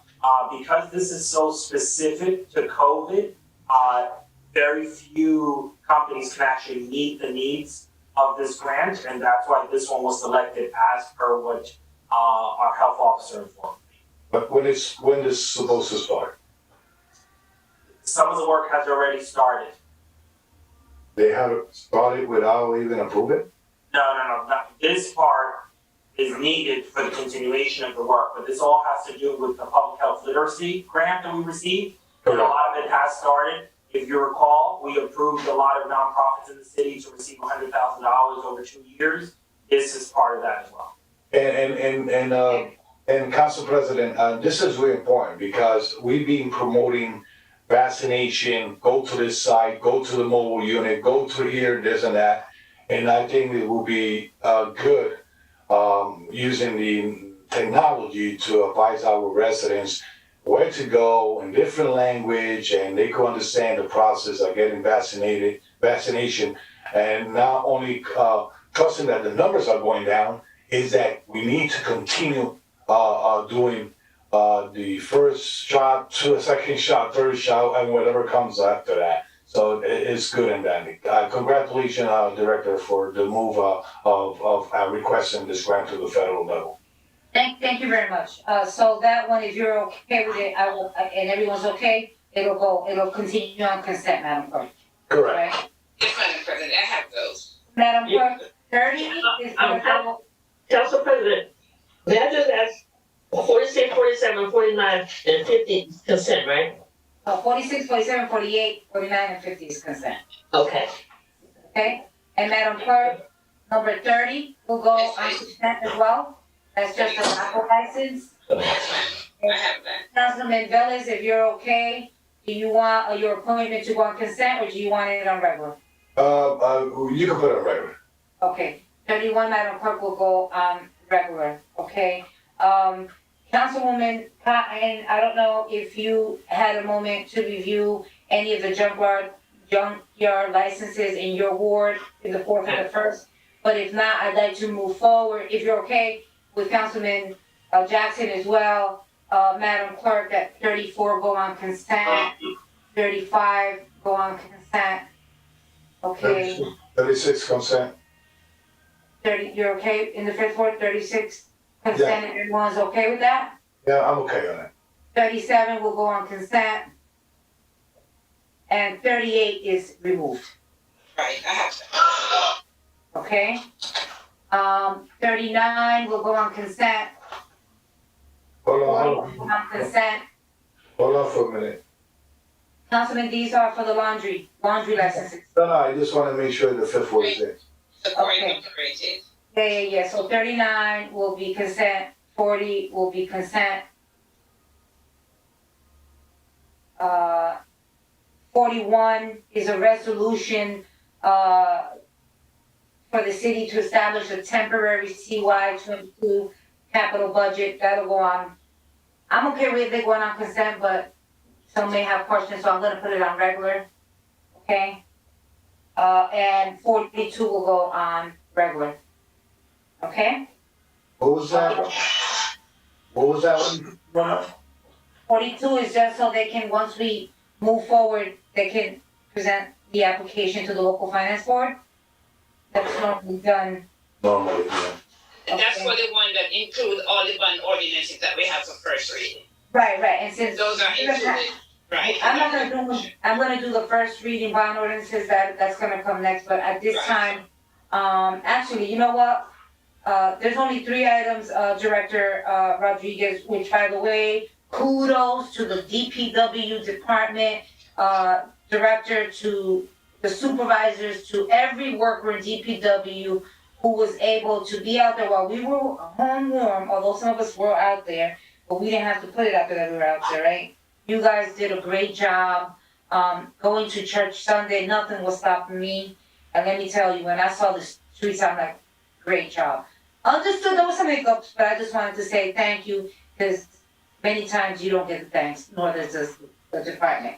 So, Councilman Velez, if you're okay, let's just do the 3, and then we're going on discussion with fire and then police.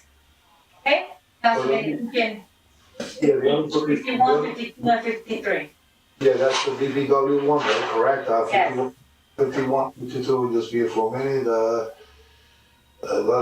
they go consent. Yeah, we need it. Does any council member here, so 51 is authorizing the award to, a contract to, Pro Lift Equipment Servicing for vehicle maintenance repair services for DPW. Does anyone have any questions? I have a question with item number 53. Okay, so wait, because I just mentioned 51. You're okay with 51? Yes. Okay, so Madam Clerk, 51 will go on consent. 52, this is to order contract to Custom Container Solutions for the purchase of containers for the Correct. recycling center. I'm okay with it going on consent. Does anyone have any issues? Okay, Madam Clerk, 52 will go on consent, and Councilwoman. Sorry, Council President, can we get some more details on that item, please? Sure. Two? Director 52, this is what we purchase more containers, recycling bins, right? Yeah, no, not recycling bins, but this is the containers that will be in the recycling center. Yes, And instead of drop off recycling, they'll be able to drop it into these containers, which will be located where the salt dome is at, where it's also recycling done. Okay, thank you. Director. One second, Councilman Jackson, is that enough information for you? That's sufficient, yes, that's sufficient, thank you. So you're okay for it going on consent? Yeah, Director, I just want, Yes, yes, Okay, yes. very good. So now let's discuss 53. Councilwoman, Mims, you have a question on 53. Yes, so I don't really have an issue with 53, I just have a question, Director. With the plumbing repairs, down at, Tyrone Collins Park. I'm not sure if that's included in this repair work with the water fountain down at Tyrone Collins Park that needed some, repairs. Is that a part of the work that will take place under this, contract? Yeah, we can do it under this contract, yes. Okay, so I just want to put it on the record, Madam BA, for this award of contract, as we're moving forward, that Tyrone Collins Park, which I've been requesting for a long time, that the water fountain gets repaired. Thank you, Council President. I think, Councilwoman Mims, on that note, I think it's really important because we know that we have, and Director, you know this, quite a few fountains that are not working. So, you put in your request, let us also make an assessment on everything throughout the city. And obviously, the contract may not be able to, cover everything, but, clearly let us, make effort. Council President, One second. I'm sorry, thank you. Just, for clarity, since the COVID started, we haven't put on our fountains in the parks. For the last 2 years, we haven't put on the water fountains, but, they'll be, hopefully, everything is back up to normal now, we'll have more up and running. The one at Tyrone Collins Park is outdated, that needs to be changed. The one at Parks Park needs to be changed. Okay. That needs to be changed, that will be doing. Okay, good. So Councilwoman Kind, I know you're next, but you. Yeah, I just want to make sure, I've been waiting for 6 years. Said About 6 years. You heard him. You didn't even say anything. You already knew. Okay. Madam BA, you heard Barbara Park, right? Okay. Council President. Councilman Jackson? Thank you, Council President. Director, just a quick question. I know on staff, we used to have a licensed electrician or someone at least sufficient enough to do this type of work. Are we we're outsourcing the repair of these fountains? Yeah, this is plumber work. We don't have a licensed plumber, so this is not electric.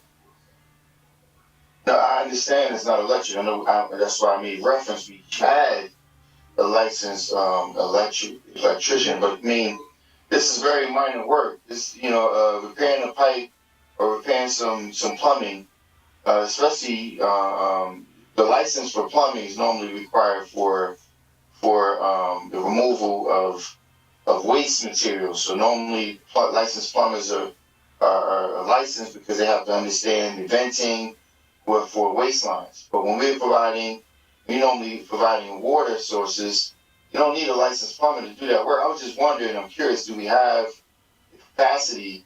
I know we have some machinery that's not being utilized, but do we have the capacity to have, when we have broken lines, do we have people on staff that can do that work?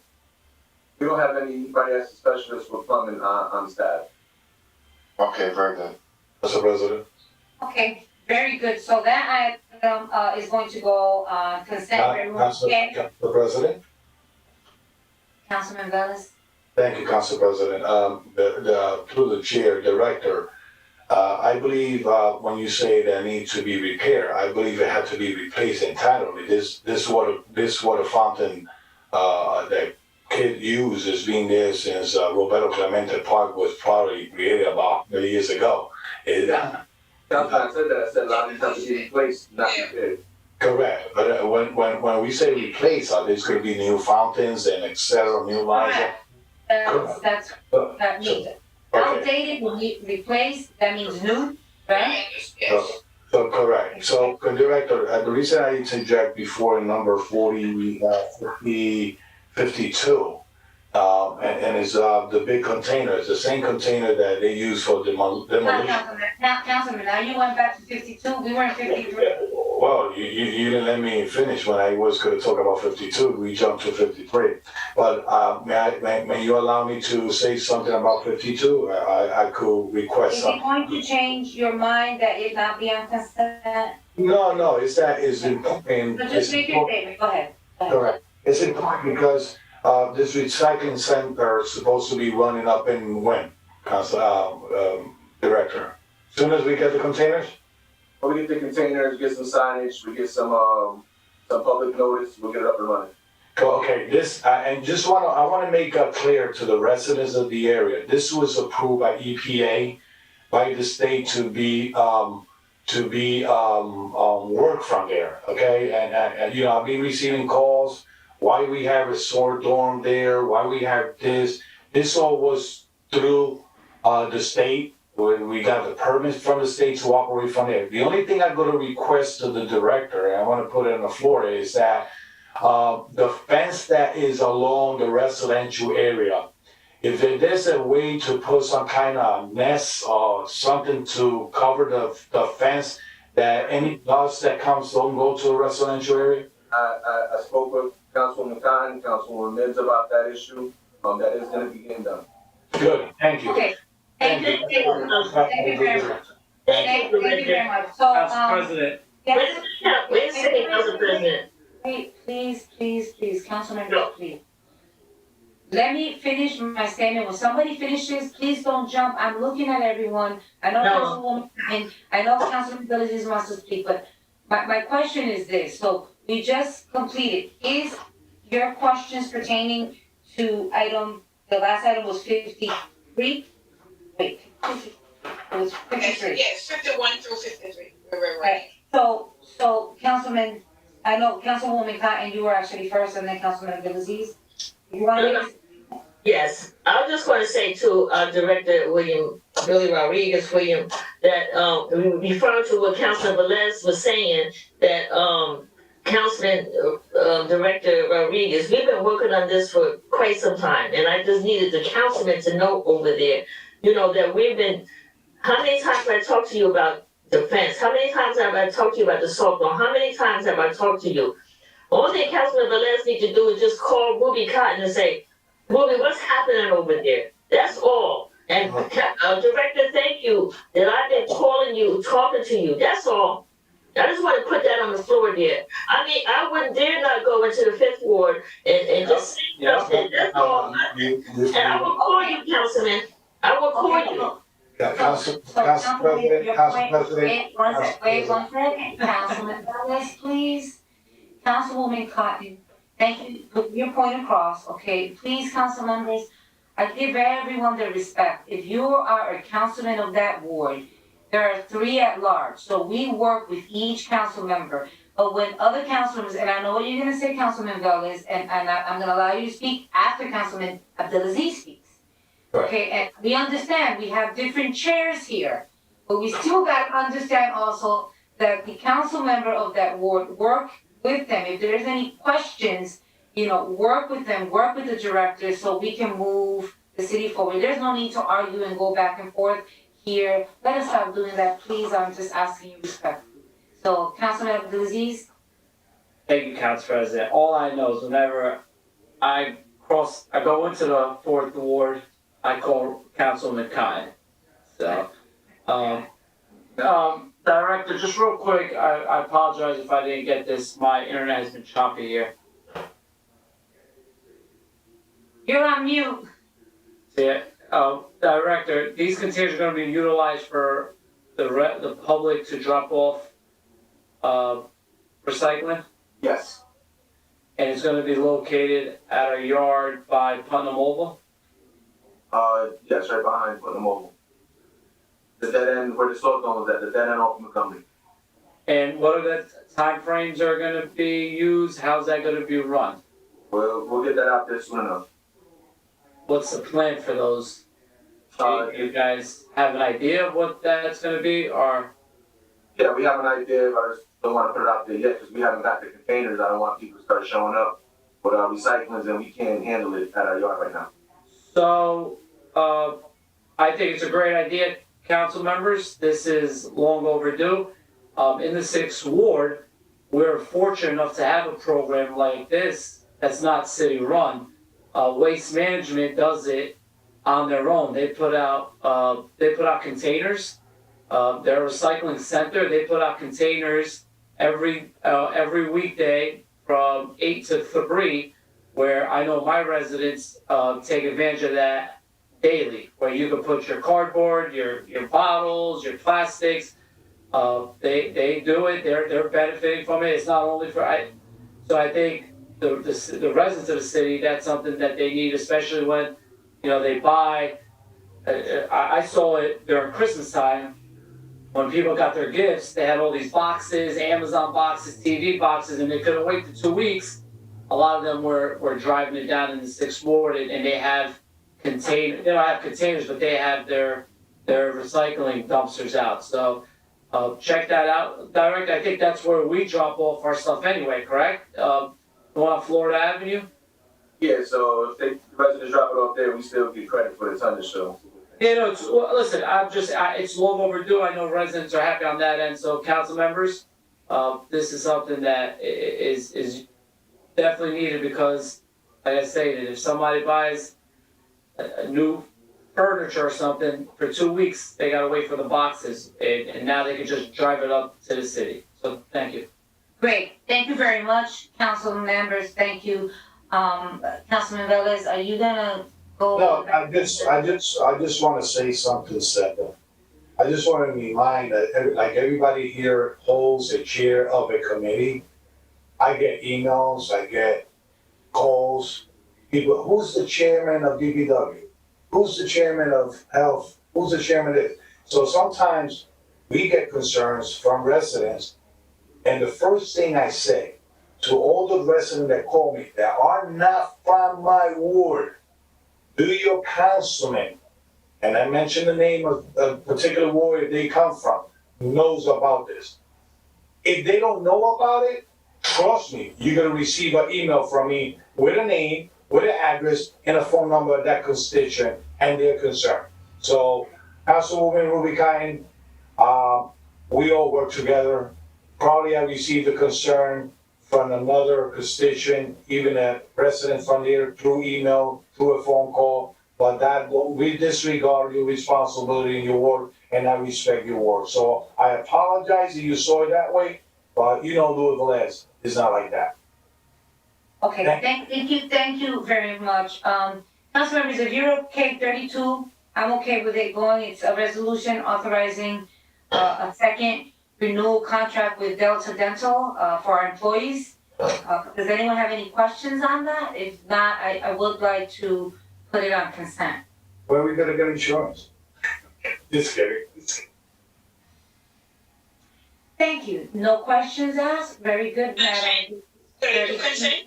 We'll go on consent, okay? Good, I got it. And I believe 33 is an award authorizing a contract to Wilcox and Company LLC for the registered municipal account to perform annual audit services for 2021 calendar year.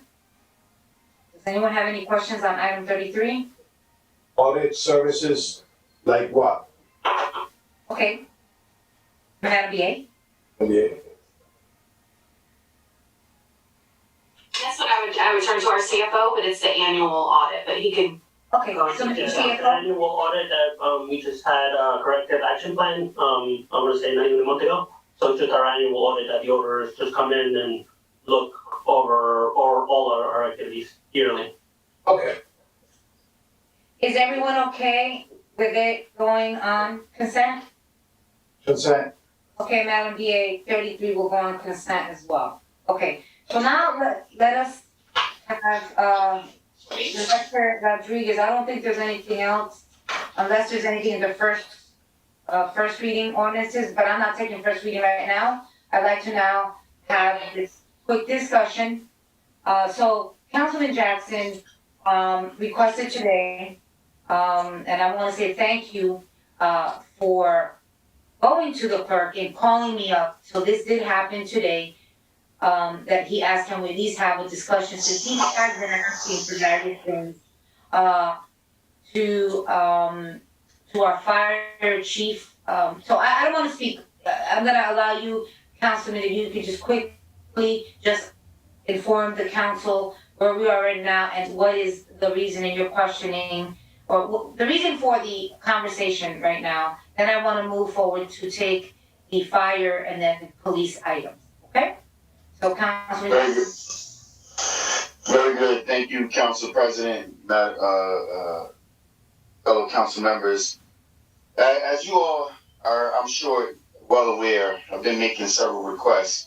And it's not just outlined to the fire department or the fire chief, but it's basically the overall, monitoring services, monitoring capacity that we have as a council, and the neglect from this administration to provide information, not only in a timely fashion, but just period.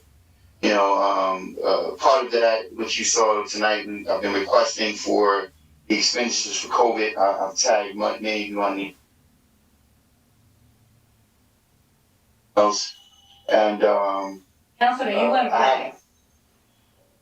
Okay, one second. I think you said that you requested, but I know that the VA did submit an email. Can you hear us? Yes. Okay. Can you hear me? Yeah, I can hear you now. Okay. All right.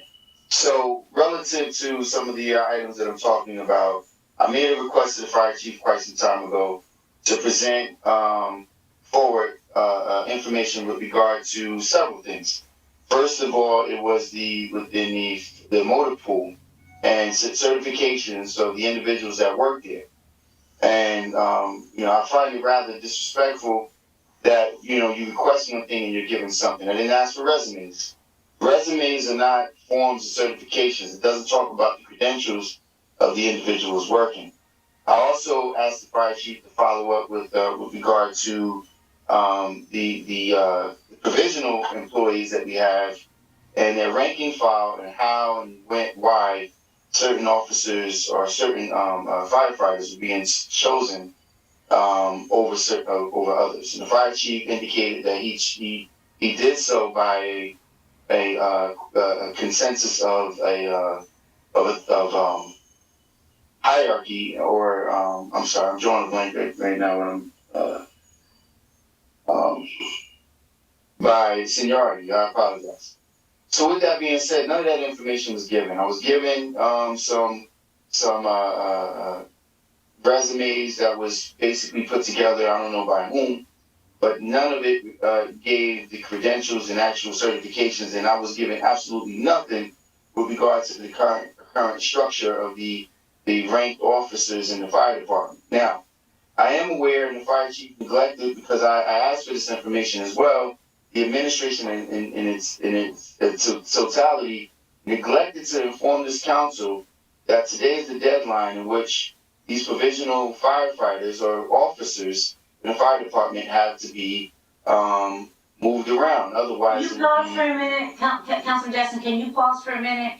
Because when you make a statement and I see the chief shaking his head, so the only question I'm going to ask right now, is today the deadline? Chief McDermott?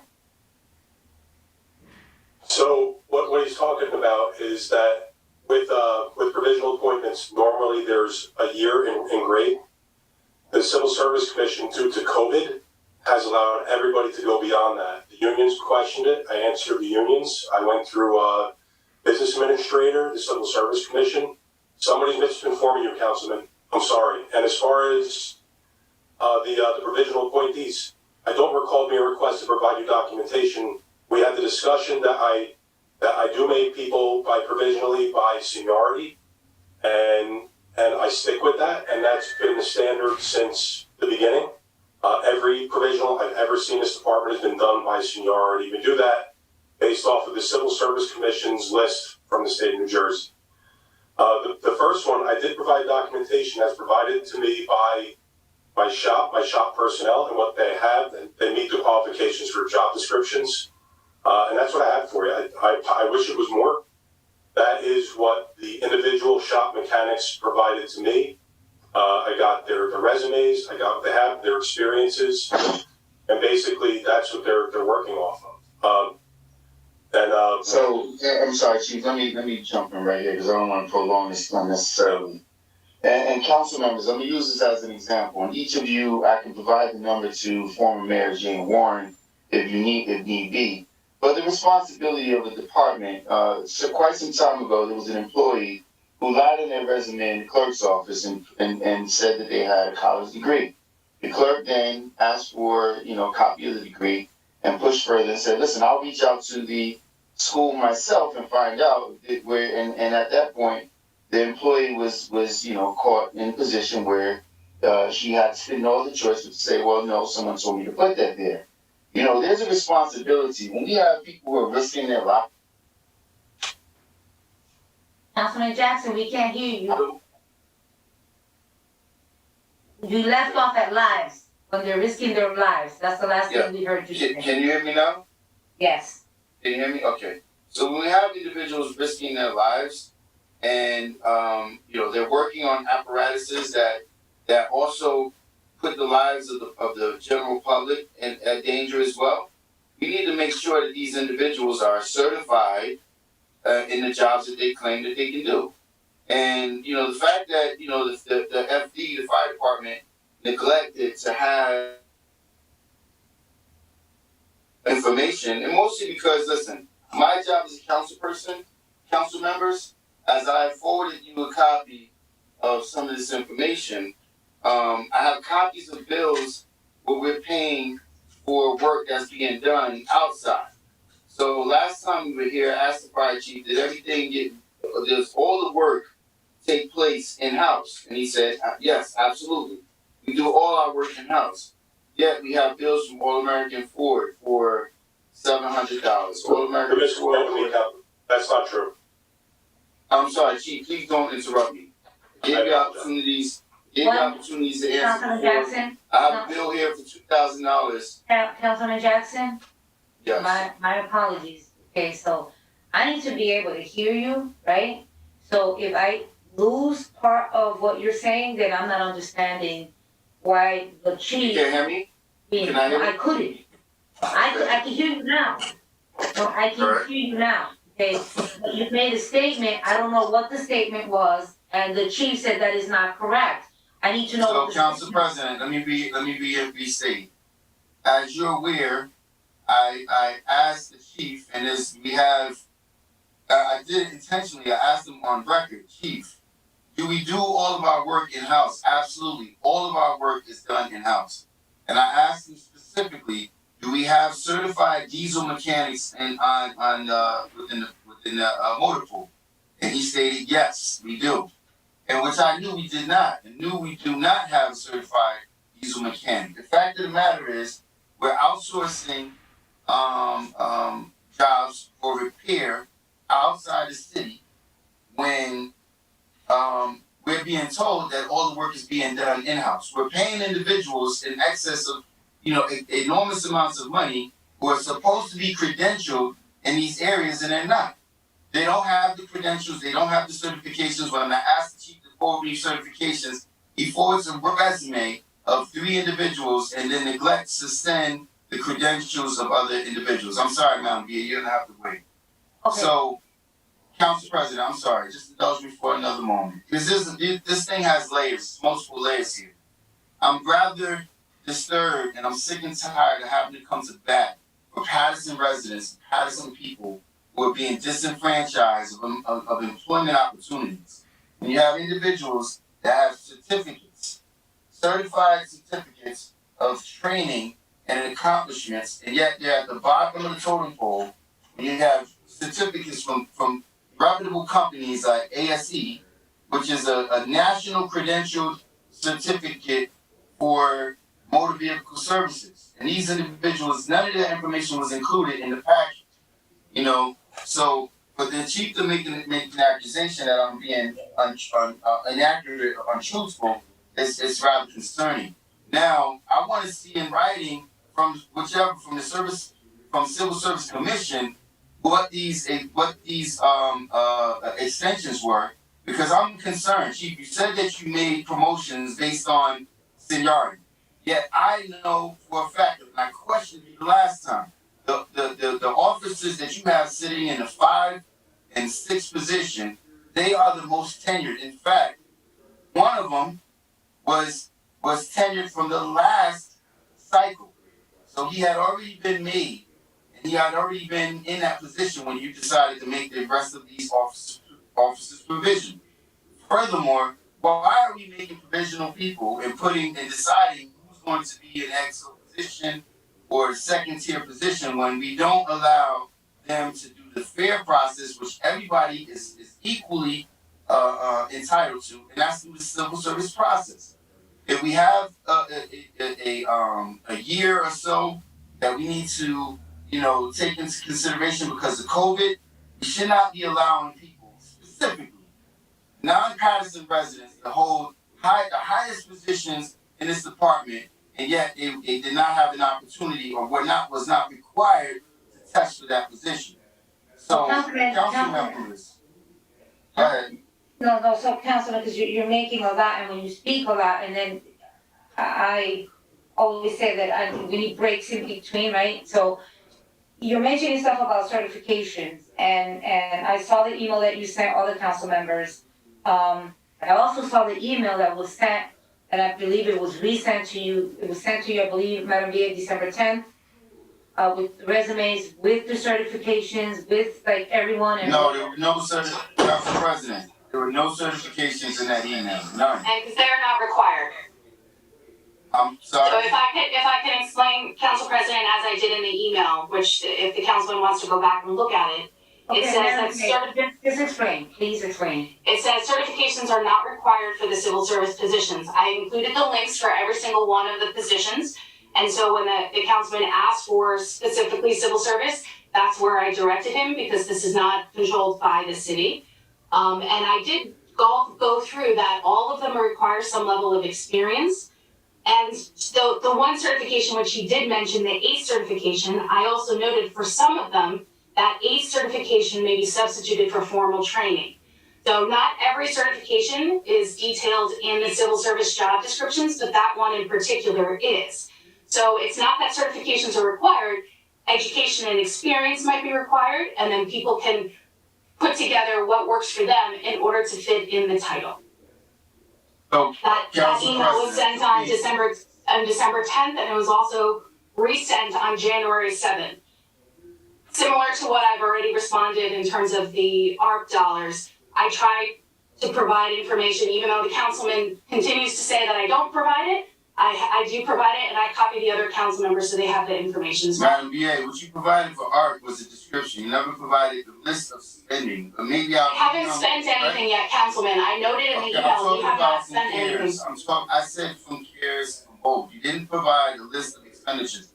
But I don't want to I gave you an entire spreadsheet for all the CARES spending, and we haven't spent anything yet. Okay, so Councilman, let's wrap up this conversation. Let me go back. I'm sorry, Council President. First and foremost, Chief, let me ask you a question. Are civilians allowed to drive fire apparatuses without credentials? A civilian, no. What is required for a civilian to drive a fire apparatus? CDL. CDL. What else, Chief? The driver's license. What else is required for non-credentialed civilians to drive a fire apparatus on the road in the city of Patterson? What class CDL? I don't know. Okay. I don't know. That would so for the VA to say there's no certifications or requirements, just the basics, Council President. You must have a Class A CDL. I'm sorry, Madam VA. You can look exactly at the job descriptions, Councilman. I'm sorry, Madam VA. Do not interrupt me again. Council President, you are required to have a Class A CDL. If you have a Class A CDL, it requires you to have a yearly medical You're not required license stuff. You're asking for them to drive that around. For them to drive it around, the two individuals that do have class. So Antonio Diaz, our so to my point, none of this information was included. These are all required. Those are licenses, Council President, not certifications. When I take my vehicle to a Ford dealer, when I take my vehicle to a Ford dealer. What's the problem, Councilman Abdelaziz? What do you have an issue with? Because this seems like a Michael Jackson administration problem. We have many items on here that have bondings and everything. You guys could talk about this after we do the business on the agenda. Council President, we've been on here for 25 minutes. It's a back and forth. He's privy to information that the entire council doesn't have. I have some of it. Councilman, I got last I minute. forwarded that So, information Councilman to Jackson, you could take this battle, but we have other items pertaining to the entire city, and this looks like it's a conversation that he has. We respectfully listen for about 25 to 30 minutes, Council President. If they want to continue this, let us finish the meat and potatoes of our agenda. We have bond ordinances, recreational sites that got to get built, sewer improvements, a lot of tough that actually have impact on the taxpayers. I gave the benefit of the doubt to listen here for 25 plus minutes. It's going in circles, Council President. I think you should suspend this discussion, and they could do it at midnight after we finish our agenda. I think my council colleagues, all their screens are off because they probably feel the same way I feel right now. So, Councilman Jackson, just a word because we expended 25 minutes. Council President, let's go on with the agenda and they can continue again. That's all I'm asking. So, Council President, let me One wrap. second. One second, I am gonna allow you to wrap it up, okay, but I'm just gonna say this. Thank you. Understanding you, Councilman Abdelaziz, and anyone else here, okay? Anyone that says, Councilwoman Cotton, Mims, Velez, anyone that wants to vote for Councilman Abdelaziz, there's a concern or something, this is a discussion, and that's why it was said that it's a discussion. There's no item per se, but it was sent in an email, it was given to the clerk right before the workshop, so yes. So that's why we're allowing it, but I am gonna. Council President, I respect, Council President, I just want the record to reflect, I respect that, and I respect the councilman bringing this to discussion, but we just had 25 minutes of discussion. That's what I wanted to say. That's all I'm gonna say. Yes. Thank you. Councilman Abdelaziz, understood. So with that said, now I want to, Councilman Jackson, just to ask you to wrap up, all right? So we can move on with the agenda. So listen, Council President, I'm gonna say this. I make absolutely no apologies to anyone who wears a clown suit who does the bidding for the administration. When I'm here, bringing forward argument, it's on behalf of those Patterson residents that are being disenfranchised. When I see the two highest ranking firemen within the department who have more tenure, more seniority, and who have not been moved around, who one is stuck in communications and has never worked in the administrative arm. He was transferred today, sir. He was transferred today. I'm sorry, Chief. Please don't interrupt. You can answer what when I'm done. Because I'm not here to ask the question for answers that I already have. It's clearly obvious. Right now, tonight, the chief has a family member working in the fire department who has failed the fire test tonight. We don't have Patterson people who have the same opportunities. But yet this chief has a family member working in the fire department that failed the fire test, that's getting a full paycheck, a full salary from this city. When I have bills here from the board, when I have bills here from the board, Councilman Jackson, Councilman Jackson. Council President, I'm not finished. Then let the chief file a lawsuit. No, I'm asking you to please Let pause the for a chief minute. file a lawsuit against me if this is false. I'm not finished. Because I don't appreciate being treated this way. And I don't appreciate the people in our community being treated this way either. When I see bills come forward in excess of $2,000, $1,500, $1,700, and you have non-credentialed people working who don't have the capacity to do the job, but they're given a job for nepotism and or cronyism or whatever else, this council has not taken a stand on any of this nonsense at all.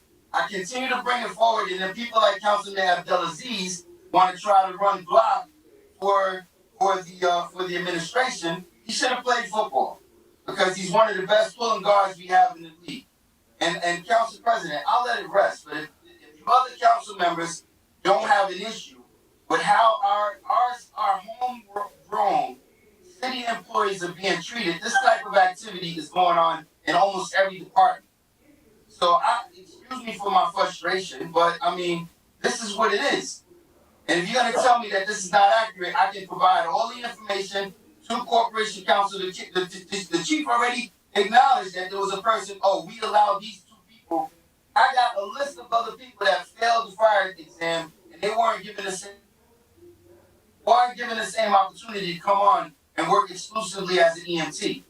We got rid of the civilian EMTs, we fired all the Patterson EMTs, and now we allowed a non-Patterson resident to be hired in that same capacity, while you council members are falling asleep on it. So I'll let it rest there, Council President. If no other council person has any issue with it, you can let them render their explanations. I'm not gonna bring forward anymore. Okay, I wanna thank you very much, Councilman Jackson. I'm going to allow the chief to please just respond, okay, and then I'd like us to move forward.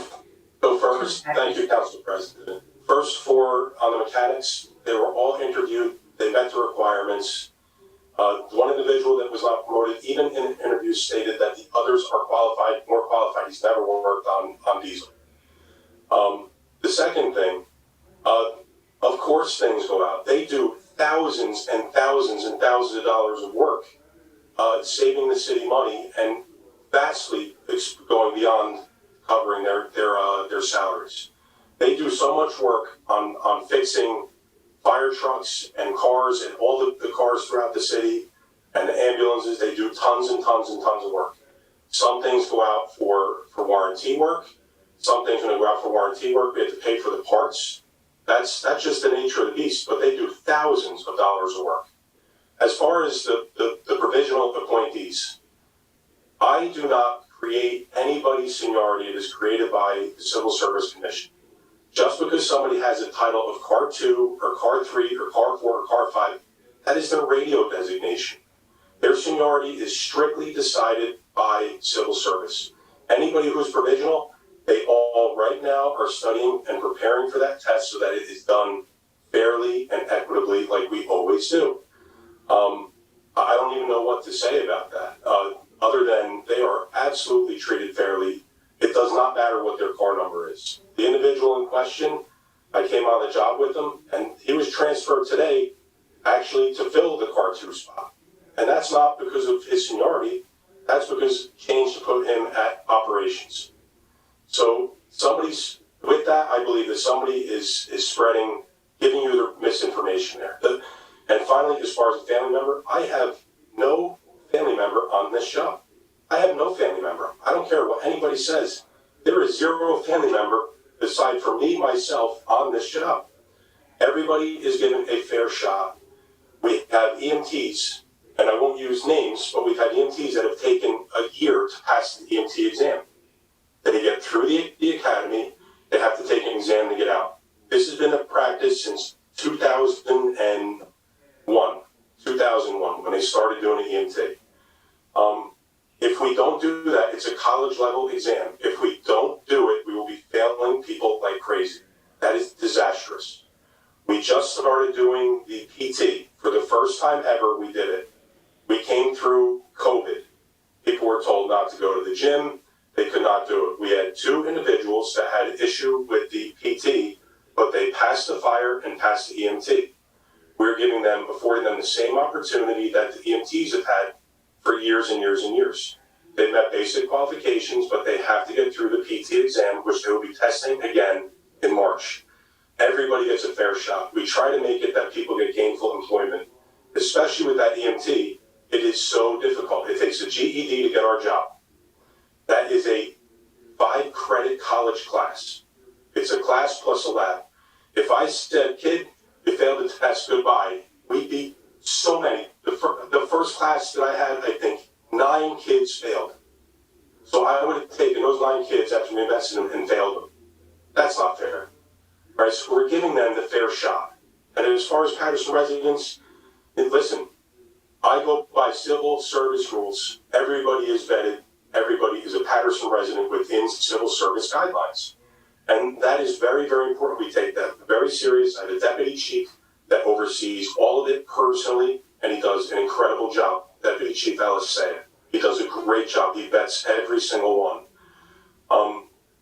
We do the process right. We do it fair. We we document everything along the way. I'm sorry if somebody is giving you false information, sir, I really am, but I've lived this job to be ethical and with high integrity since day one. I'm going to continue that. And my devotion to this job, my devotion to the city is very deep. And everything's on a level here. So, I don't know where this is all coming from.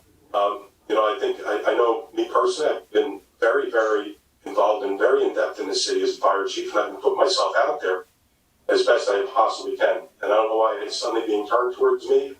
I get that. I want you to vet me. I want you to come out and hold me accountable.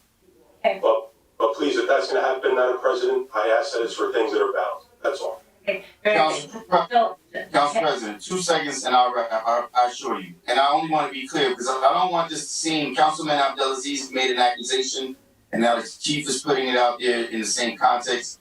First of all, I have absolutely no reason to come after anyone. And I'll be totally transparent and totally honest. The chief was not forthcoming with me in the past. And since then, my level of scrutiny has risen.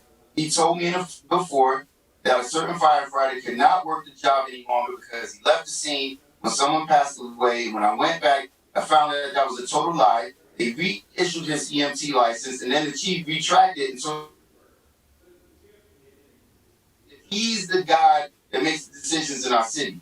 And whether or not being forthcoming, your godson or direct blood relative is the same. Just like I guess your father's vehicle wasn't being worked on in the motor. Councilman Jackson, right? Councilman Jackson. Council President, I if we're understand, gonna but be Councilman forthcoming, Jackson. then we all need to be forthcoming. I'm not gonna allow someone to mislead the public. And listen, you guys can continue. So, I'd like to take 43, 44, and 45, Chief. Did Spezial leave? No, he's there. All right, and then, Director Spezial, if you're still there, we're gonna do 54, 55, and 56. So, council members. No, what is 43, 44, and 45? What is that? 43 is a resolution authorizing the award of contracts with gold-type business machines aimed to provide 911 system software support and remote monitoring to the fire department. Just tell me why you're mad at me, and maybe I can fix it. Okay. Okay, so hold on a minute. Somebody's mad at somebody, so can we? That's Jerry. Somebody's mad with Jerry. Jerry. What did I do? I heard somebody say they're mad with you, Director. What did I do? Yeah, I just wanted, Council President, I don't know, Rube. All I've been doing is sitting here waiting. Director, we can hear you. Please mute. I Right. am mute. I'm not saying anything. All I did is just put the phone. There you go. Yeah. Madam President, for 43, that's maintain the 911 1 second, system. for 43, Chief. That's to maintain the 911 system for the remote monitoring. And 44 is a contract with Vesta 911. That's the system that we have. So GTBM monitors and repairs it, which we have to do. And Vestas, we bought it from. That's just the contract that we have to maintain for paying for having it. And then 45 is 3 more electric cars. That's actually for the DPW inspectors. Since we're procuring all those other ones, we're just continuing with that to help everybody out. Okay. So those 3 will directed at us. So, Councilwoman Cotton, do you have an issue with any of these? Moving forward, we can just go on consent, or anyone has any questions on it, then I wanna make sure Got a question. we put it on the. So, Councilwoman Cotton, I got a question too. wait, okay, after Councilwoman Cotton. Councilwoman Cotton, you're on mute. I don't have no question on the 3 items. I just wanted to respond and say to I'm hearing what everyone's saying. Councilman Jackson, and you guys are on the Public Safety Committee, and was this ever brought forth to the Public Safety Committee? What Councilman Jackson is talking about, was this ever brought forward to that? And Councilwoman, so just to answer that, just quickly, let me just answer that. So the question is a yes. okay, There's gonna be a no. Because there was a question, it was somewhat addressed, right? And then there was an ask for certain things. And then we have not after that because of the only 2 meetings and then trying to get the members, the committee members together has been somewhat difficult. So there goes your answer. The first portion, yes. The second, no. I just want to remind council members, just that, you're on these committees, you gotta make it a point to get to these meetings to discuss what needs to be discussed. It is so important, it is just absolutely so important, that you make a point. If there's only 2 people in that, so be it. It's 4 on the committee, you are the chair, Councilman Jackson is the vice chair. You gotta have these committee meetings. If you're gonna get anything done, they could have put, everybody who needs to come before you gotta make sure you do these meetings, committee meetings. It's so very important. So Councilwoman, to that point, okay, I will also to share with you that. Somebody breaking your door? That's They not, didn't. no, that was outside, that's outside. So, I'm sorry, it just threw me off. Outside your house? Yes, Wow. did you hear that? Mm-hmm. Oh, that was that sounded like a car, blast. So Councilwoman, so to that, I will say this, that Councilman Jackson, because there's only 3 that for the majority of the time attend the meeting, he wanted to also have the rest of the council be part of the conversation, which obviously didn't happen because the only person that spoke was Councilman Jackson. So, Councilman, hold on, Councilman Bell is first. Yes, Councilman, allow me just a second. Chief, how are you? Nice to see you. I see the street resolution of service, and I believe one is for 911, and the other one is 911, and the other one, the electrical. No, what has to do with the other councilman? So can you just say, which one are you, you're gonna speak on which one? I'm gonna speak on the 911, so that's why. 43 and 44. Of course. Okay. Thank you for that. Chief, is there any chance are we receiving, because I see the line item is paying by a fire budget, are we receiving any kind of grants that could support these payments? No, Why not? this is annual maintenance. There's no grant that is. I know, but knowing that we receive grants through Homeland Security, for example, and we receive this because I'm thinking about the 911 is an emergency line that should be supported by any grant out there that we have. Yeah, and as when it comes to maintenance, I didn't see one out there for maintenance. I've seen for, there was maybe within the last 8-9 years, there was interoperability grants that were out there through Homeland Security for that, but they've kind of dried up a little bit and things got focused towards COVID and such. But right now, these are just typical maintenance that we budget for each year that we have to pay. But I wouldn't see a grant for any of this, no. All right. All right, thank you. Thank you. Thank you, welcome.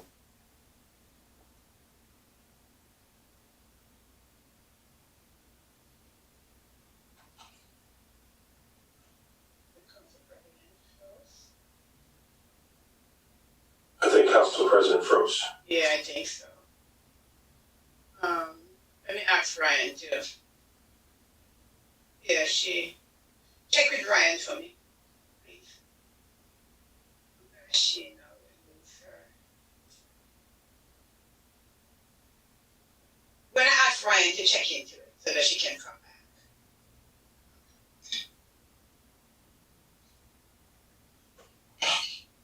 Is Councilman Shalik there? Oh, Council President. Yes, I'm here. So, item 43, 44, and 45 could be on consent. I think Council President is back, right? Okay. Yes, okay. All right, sorry, Councilman. Yeah. My apologies for that. I don't know what happened. We know, we found out, yeah, that we asked Okay, Ryan. Okay, so 43, 44, and 45, if everyone is okay with it, then I'd like to move forward. And again, is there any questions to not put it on, or? The one could be consent, Council President. Okay. So, Madam Clerk, Sound like Councilman Jackson is trying to say something, I don't know. I don't see him, I see Councilman Jackson? I said that they all be put on regular. Okay, very well. Any council member has any reservations, we have to, so Madam Clerk, 43, 44, and 45 will go on regular. All three? Yes. Okay. 43, 44, and 45. Okay, good. Remember, council members, any council member, when we put things on consent, we all have to be in sync because we all vote on every item. All items are voted at once. So if there is any questions or concerns, or just someone that does not want to support something, we can't have it on consent. Okay? So, all right, so now, Director. You made a statement. Jackson, I don't know if it's me again, but I could barely hear you. Just for a point of clarity, Yes. I just want to make this point because, I wanted this to be put on this forum. We can have this discussion in the committee, but I would like the public to be, privy to this as well. The chief is not forthcoming. Even when this council moved to not approve the Elmer Park, we're still doing Elmer Park against this council pushes because the chief made the decision to move forward. I apologize, I'm at the Eastern watching 3 Patterson people play a game, so I try to stay in my car, as long as possible. So I won't put my microphone back on, but I want to make that clear. This council, we moved on something against the Elmer Park because it's against our best wishes, and the chief disregarded that, and our fire department is doing Elmer Park against the council's wishes well. So those are the reasons why I want to make sure I have these discussions. And I requested them to be on workshops so we can do it publicly. Okay, thank you very much, Councilman Jackson, but I am going to make a statement because I had this conversation already with the VA.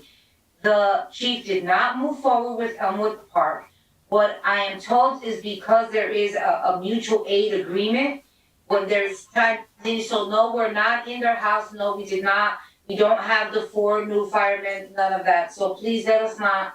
Listen, I want to be clear across the board, and that statement is not correct. The chief, this council did not agree with that. I personally also didn't, okay? And we did not move forward with that, right? So with that. Council President. Let us move forward. Director Zhao. Yes, I am here. Okay? Yes. So, Director Spezial, you have the 54 is a resolution authorizing the award of contract to Lawman Supply for the purchase of body armor under the New Jersey State contract? Yes. Okay. That is for the new officers that recently graduated the police academy, and then we will continue, that's from a grant funding from the Attorney General's office, and then we will continue to fund for expired vests, either through grant funding or through capital funding as we move forward. What's the amount? It's, I don't have the resolution, it's just around $25,000. Okay. Are you okay with that to move forward to consent? But which number are we talking about? 54, we're in police items. Yeah, 54. Okay, so 54 will go on consent. Director 55 is a resolution authorizing the application to the New Jersey Department of Law and Public Safety 2022 Summer Expansion Program. That's a grant program? Yes, that's a grant program. That's one of Sharon's programs. Okay.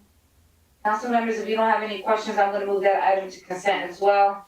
And 56, Director's a resolution authorizing the application to the Substance Abuse and Mental Health Services Administration Harm Reduction Grant Program. Talk a little bit about that one. That one there is more of something where we'd work with Director Ramirez and Health and Human Services and trying to, get our hands around substance abuse and different ways to tackle the issues that we face in our city. So it's a grant that's out there. It can What's the be, amount? you know, I don't know the exact amount. Do you have? Harry, do you know the amount of that grant? Do you have the amount, Harry? I don't have it in front of me. I lost it on my phone. Or maybe I would ask, Madam BA? Yes, it says, it could be granted up to 400,000 per year for a That's 3-year correct. period. It's a 3-year grant for 400,000. Thank you, Madam BA. Sure. Yes, it's a 3-year grant for 400,000 per year. And there's different things. It's like thinking out of the box type of, programs to try and get our arms around substance abuse, which is just, a difficult problem to tackle. So this is something that they have out there, and we're trying for it with the 400,000 a year. Okay, Councilman Velez? Council President, thank you. Director, who's gonna be administering this, fund? Who will be administrating the fund? Yeah. It'll probably be worked through Health and Human Services and us in the police department, and it will really depend on, what the scope of that grant becomes. Is it something where we're doing, medical assisted treatment? Is it something where we're doing Narcan? If it's Narcan, it'll be police officers and firefighters. If it's, there'll be so many different aspects of it. It'll be as we move forward with the grant and what the scope is and what the parameters are, and as they allow us. So you put the plan and scope all together to be able to, request this grant then? Yes, that is exactly how it'll go.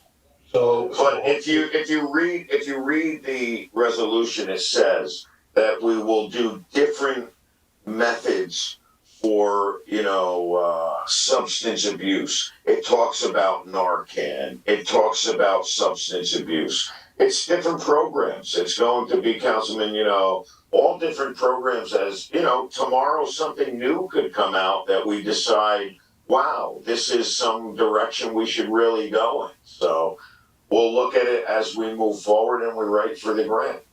Okay, great. So council members, are you okay with that item as well going on consent? Consent. Okay, very good. So, Madam Clerk, I lost my number. That was 56. Okay, very good. That's on consent. Okay, very good. So I believe that is all for No, we police. have, okay, that's it, yeah. We No, got no, no. I'm talking about police because for Yeah, example. that's it. Yeah, Okay. those three. Madam President, allow me now that we on police, to request this, please. We in police, yeah, through the chair, Madam BA, as we spoke over the phone, I haven't received yet, the amount of police officers are transferring out from Patterson Police. And I can clarify that for you, Councilman. I don't know who's giving you your information. We do not have anyone that has transferred out as of yet. We have had other departments come to the department and say, I'd like to see Jerry Spezial's personnel file. So it gives us an indication that that person may be interested in another department or may be offered another position by another department, but nobody has handed in a resignation or a transfer request for another department as of now. Madam Director Special, I had this conversation before I move forward and ask Madam DA. Yes. And you know that I use that protocol, I don't go by who say, I say, whatever. No, I spoke with her, and I spoke with Madam DA, and I'm the one that provided that information with Captain Campanella in my office that handles those personnel matters. Yeah. And as I said, that's all we have at this time. Okay, I wanna leave it there. I wanna leave it there. We can discuss, Council President, hold on for a minute, because No, I understand, but you asked a question and he answered it, so I wanted to move forward. We still got all the grand stuff. What Well, why we have workshop then? No, you didn't hear, listen to me, Councilman No, Patterson. because What I said is that he answered your question, so I don't wanna repeat. Go to the next thing you wanna ask. what about he I don't wanna fight with my director, my friend since 1999. I don't wanna go there. The fact is, I asked a question to the director over the weekend, and he directed me to the BA. Madam BA stated that she will get me the list. She believed that it was only 2 retired, but she was gonna go to the personnel director to get that list of individuals transferred out.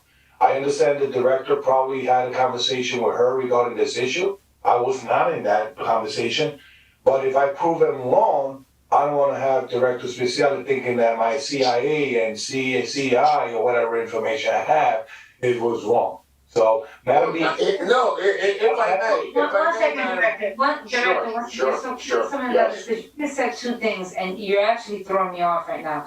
So one thing is transfers out, right? And the other things is retirement, so you Correct. which is Correct. 2 different things, right? So is believe you me that I am on top of that. Yes. I tell you right now, okay, So- I have an entire list. So, I have meetings.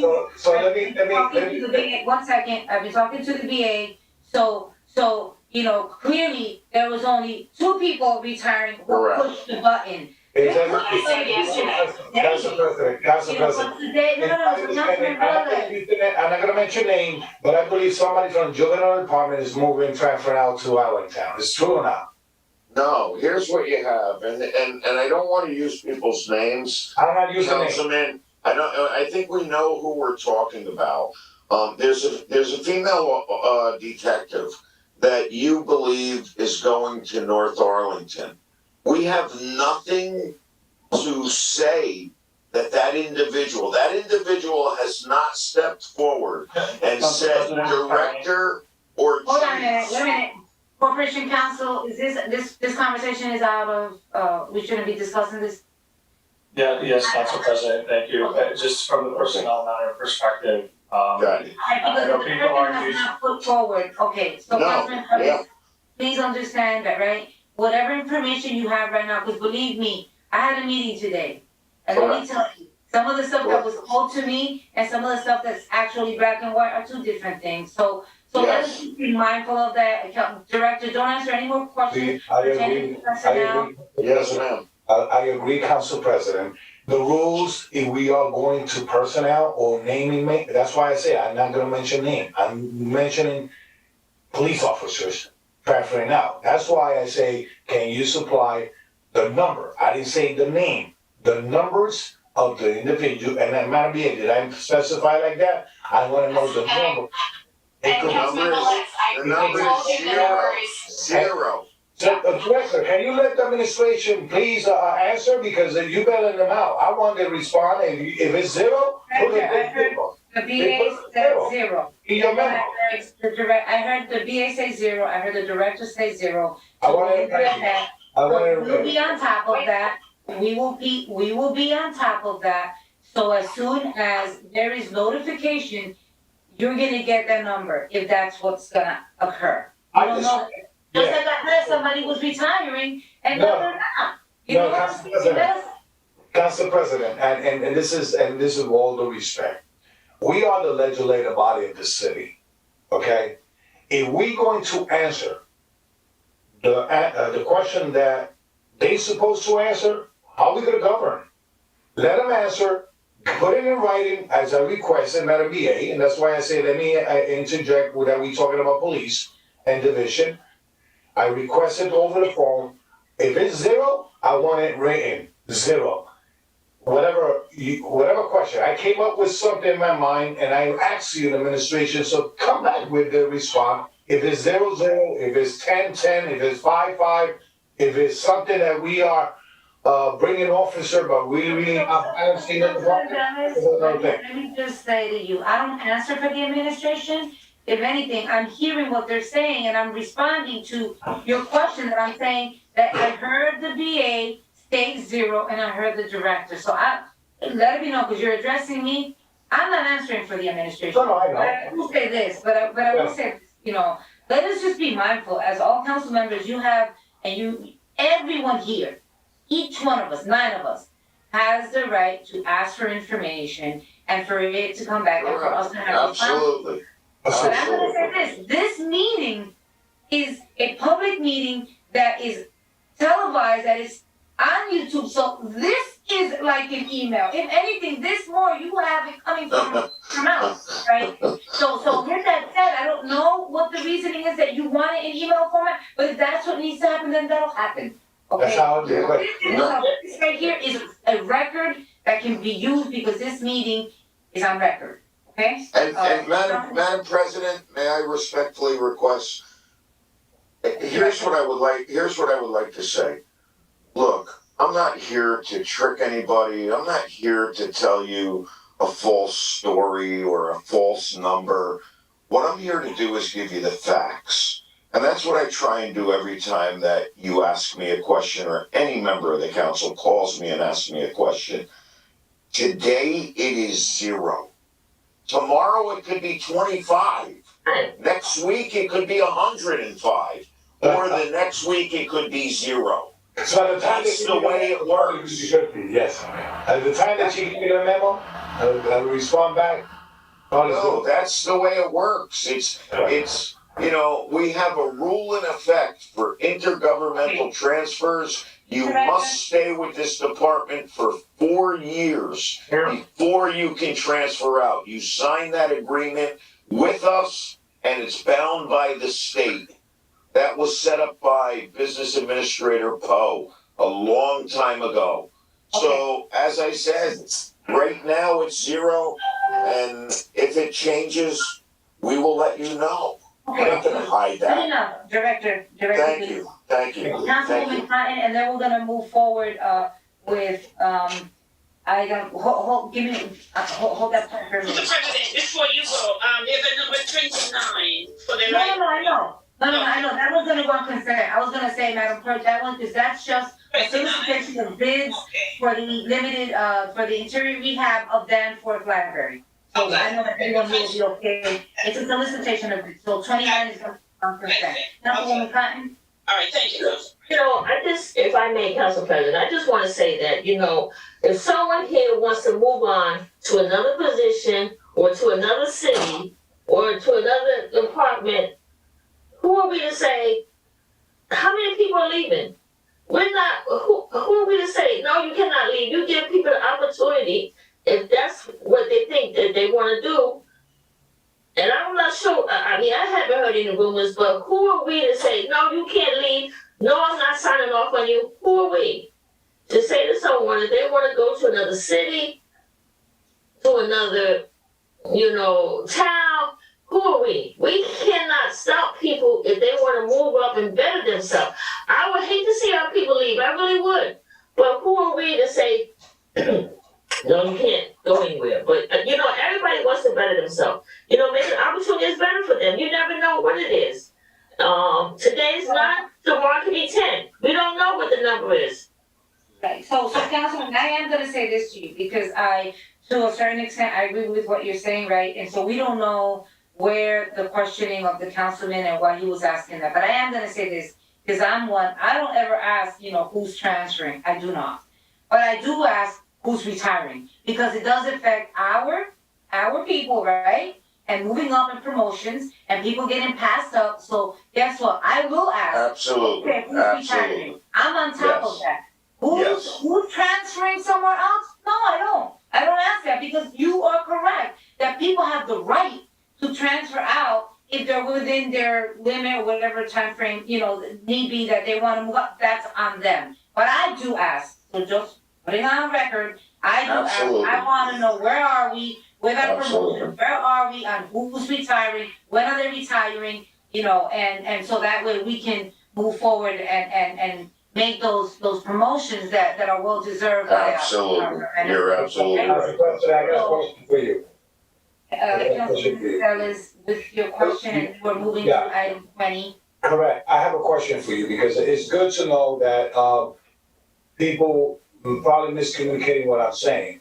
When I ask who's transferring, everybody has the right to transfer from DPW to another city, from Board of Health to another city, police to another city.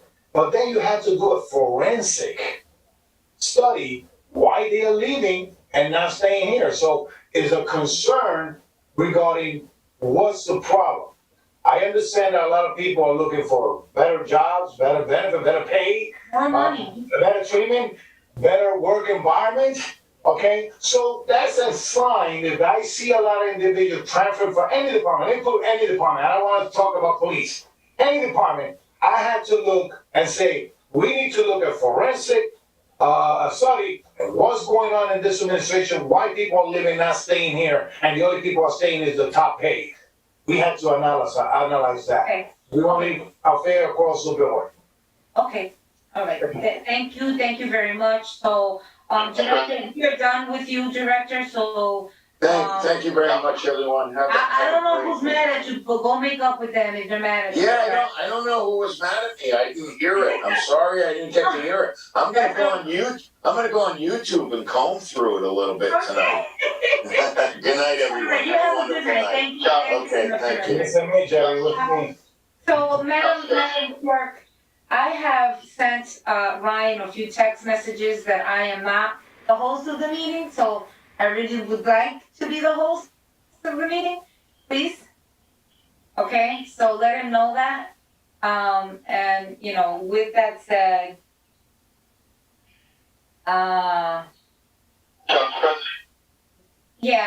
give me just one quick second. I just want to have access to that, okay? And after Councilman Jackson, council members, we are down to our 6 items for first reading, of which 5 of them are finance, and one is a DPW item. I wish I would have seen it, but Councilwoman Cotton is here, and I think this has been a request of hers, so we'll move forward. So Councilman Jackson. Council President, try to be brief as possible. I want to reiterate or support Councilman Velez talking about, because when I come here, I can't speak for anyone else. When I come here, I advocate for individuals who I know in our community who have put forward a great deal of time.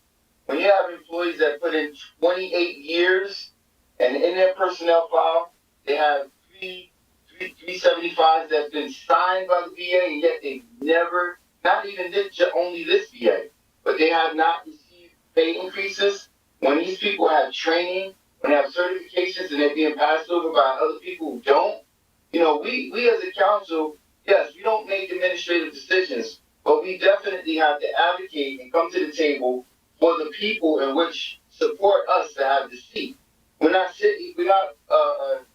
giving this position to turn a blind eye to the mistreatment. So everybody does it differently. Councilman Velez may do his fact seeking, in a different way that I do. But I think it's warranted, and I think that everybody should understand that we have a responsibility. We have a responsibility to the people on which we represent. And that's to make sure that they're not being mistreated, because we can come up with time after time after time, example after example, when plenty of our people, our employees, are being mistreated by various administrations, specifically this administration. I don't want to start naming items we'll be here all night, but we know that this administration has done a lot of people wrong.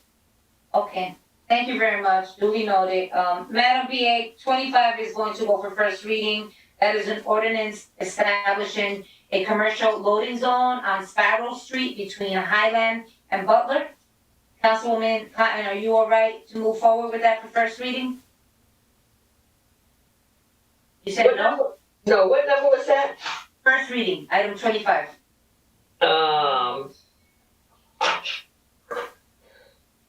You know what, I will speak to, the director, the chairperson of, DPW, after this meeting, but it can go up for first reading. For first reading, okay, very good. So, Madam Clerk, 25 for first reading. All right, so now we're here in finance. Okay.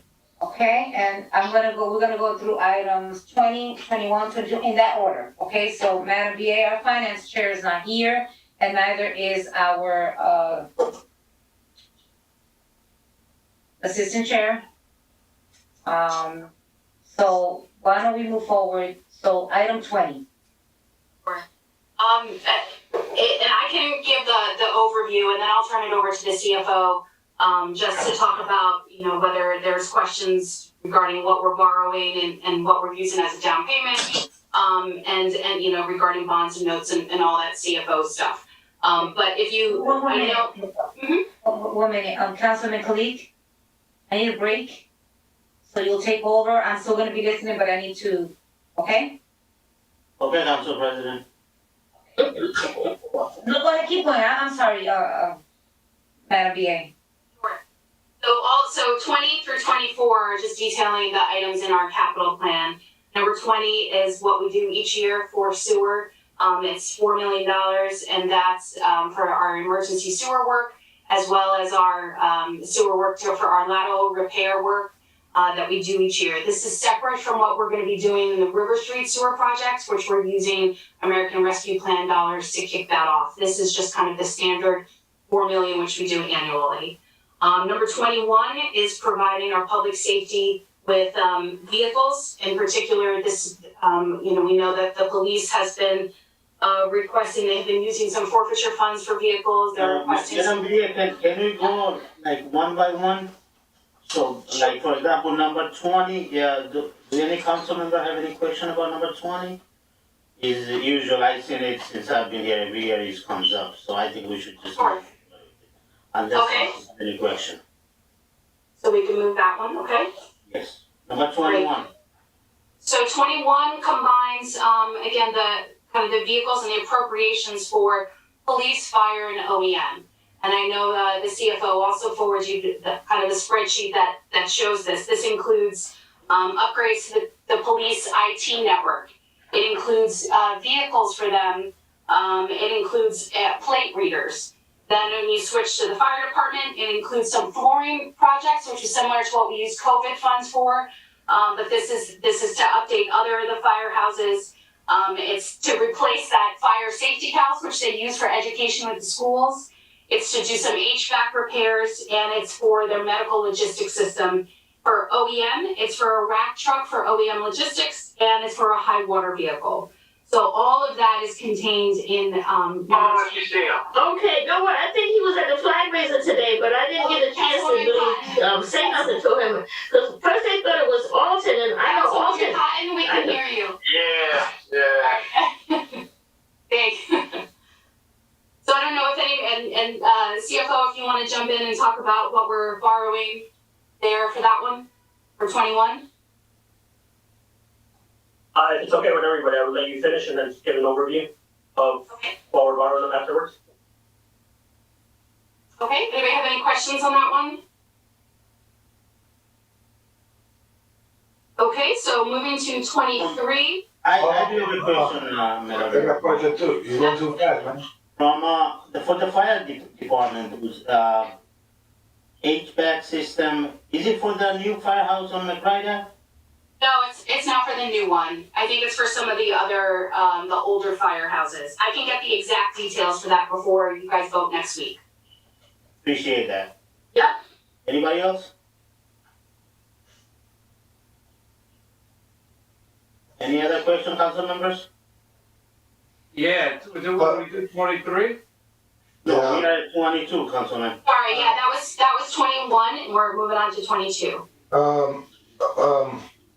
I have a general question. When you finish explaining, Madam BA, and because I'm not gonna interject on all of them, I just has one simple question. Out of all the 3 bonds, how's our credit card? So our credit card, we have a capacity to borrow up to 270 million. After, we're gonna borrow 5,251,000 from these ordinances, not including the $4 million. The $4 million comes out of the sewer utility. So after that, it's gonna be 119 million that we would have borrowed, and we would have 150 million left. So in other words, and this is the thing, and you mentioned sewer, and that's supposed to be self-sustained with the new sewer fee that we don't need to borrow?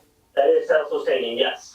So the sewer method, and the sewer utility that this administration created supposed to be self-sustained. So whatever comes through there, it's supposed to cover anything project or whatever from that money.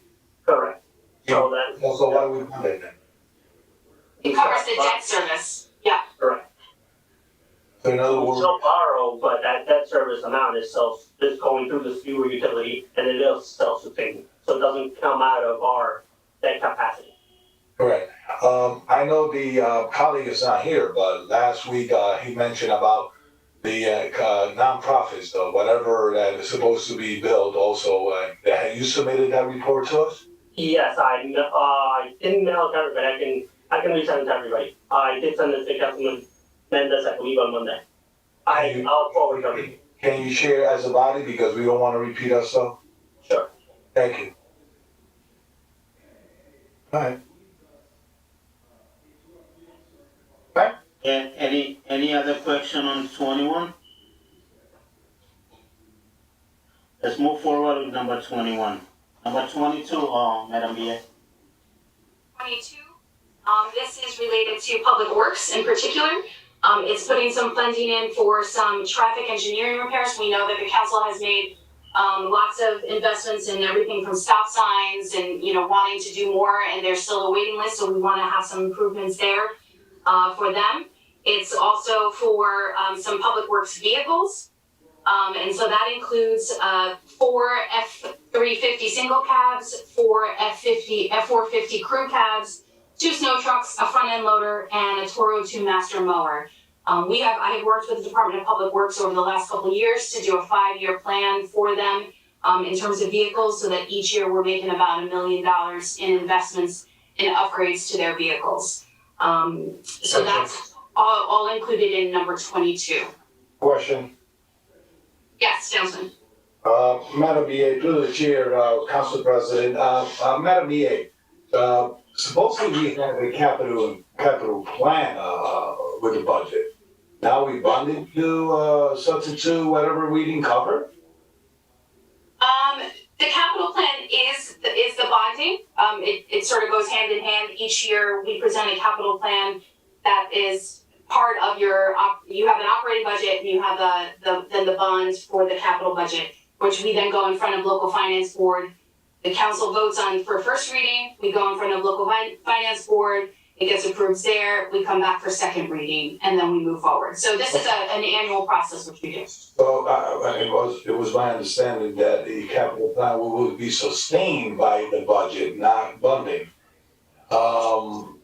That's why we have to pay money to DPW for. No, the capital plan is always through bonding. Okay. There are other operating costs, and there might be some capital costs that we try to fit into in the operating budget, but this is the large 5-year plan. Okay, so Madam President, I know you was not able to be in the last committee meeting. Yes, I believe today. I even forgot what day is today. Yesterday. Yesterday. It was yesterday. And I believe we approved a solicitation of a grant for signage, lighting, and for pedestrian safety. Why not wait until that comes in?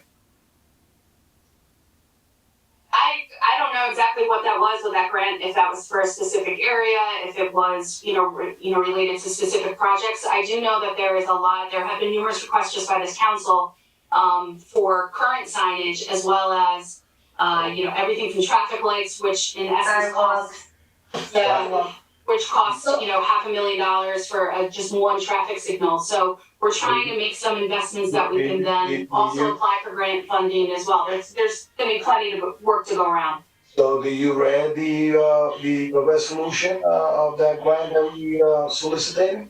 Is that on this council agenda? I don't think it is. Well, it's not, and just so you know, I haven't either, because that was discussed in a committee meeting. That's what I'm saying. Right, in a committee meeting, which that information needs to come over, so I didn't get that information. And this is what I'm saying, Council President. When we have items, and I don't know if they changed the process, when we have item committee to discuss and then move it to workshop, the VA should be advised what we discussing before coming into committee, because everything goes through you, Madam BA, so, it's a good grant coming in. You know, the solicitation and everything is good. It's intel to direct for pedestrian safety, sidewalks, lining, signs and all those things, and I'm supported 150%. But to say that you don't know what is include or intel, it brings me like that, you know, nothing goes through your hands unless it goes through, before going to committee.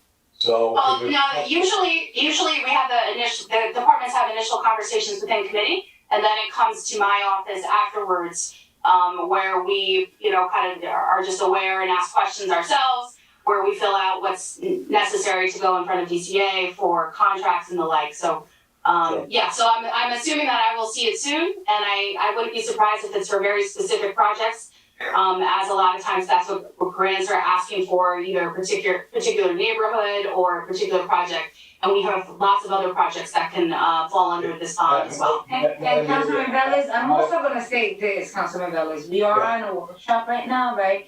Discussing items that already have gone through committee, and that's why they're here now. We're actually speaking on something that Councilman Kalik is not privy of, and neither am I, as the committee members. No. So did you have this committee meeting by yourself, or was there another? No. Who was in the meeting yesterday? If you look at your emails, the agenda of the committee meeting is delivered before the meeting.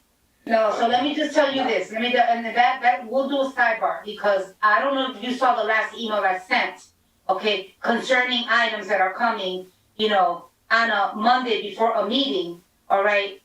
And the clerk has a deadline on certain items, okay, and stuff that is not discussed in committee. So let us, I want to pause right there. I don't want to point fingers right now. I don't want to do that. Yeah, so Madam President, I just want to refresh you. This committee meeting is not for this workshop, it's for the next workshop. And that's why I don't want to discuss what you're discussing right now, because we have not. And the reason I brought it up, because Madam BA stated that this bonding is going to be used for signage and this and that for traffic, and we approve something in committee to move forward in the workshop that is almost married. Do you recall the amount of money that it is? Yes, 1.2 million. 1.2 million? Yes. Okay.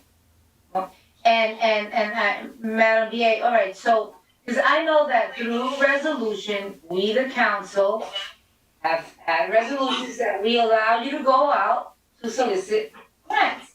Okay, so through your department heads, if they find grants that are applicable. Right. So I'm understanding what you're saying, right? I got you. Right now. Then the department head will move forward and then advise the VA that they did a good job on that. That's good. Okay. And the good thing about the way the bond ordinances are generally written is that they talk about what it could support. And so if we end up getting a grant that has that we could use, and then we could repurpose some of this money maybe to get more DPW vehicles. Because it doesn't put them in specific categories that we have to use X amount of dollars for that one thing. It's all in the same bucket. So that's all under number 22. So, Madam BA, I'm going to give you an example, Madam BA. And you was sitting as a BA and probably not in this administration. But in the past, we bonded money to fix the by court order of the museum and some aspect of the police department, and we haven't seen where the money went.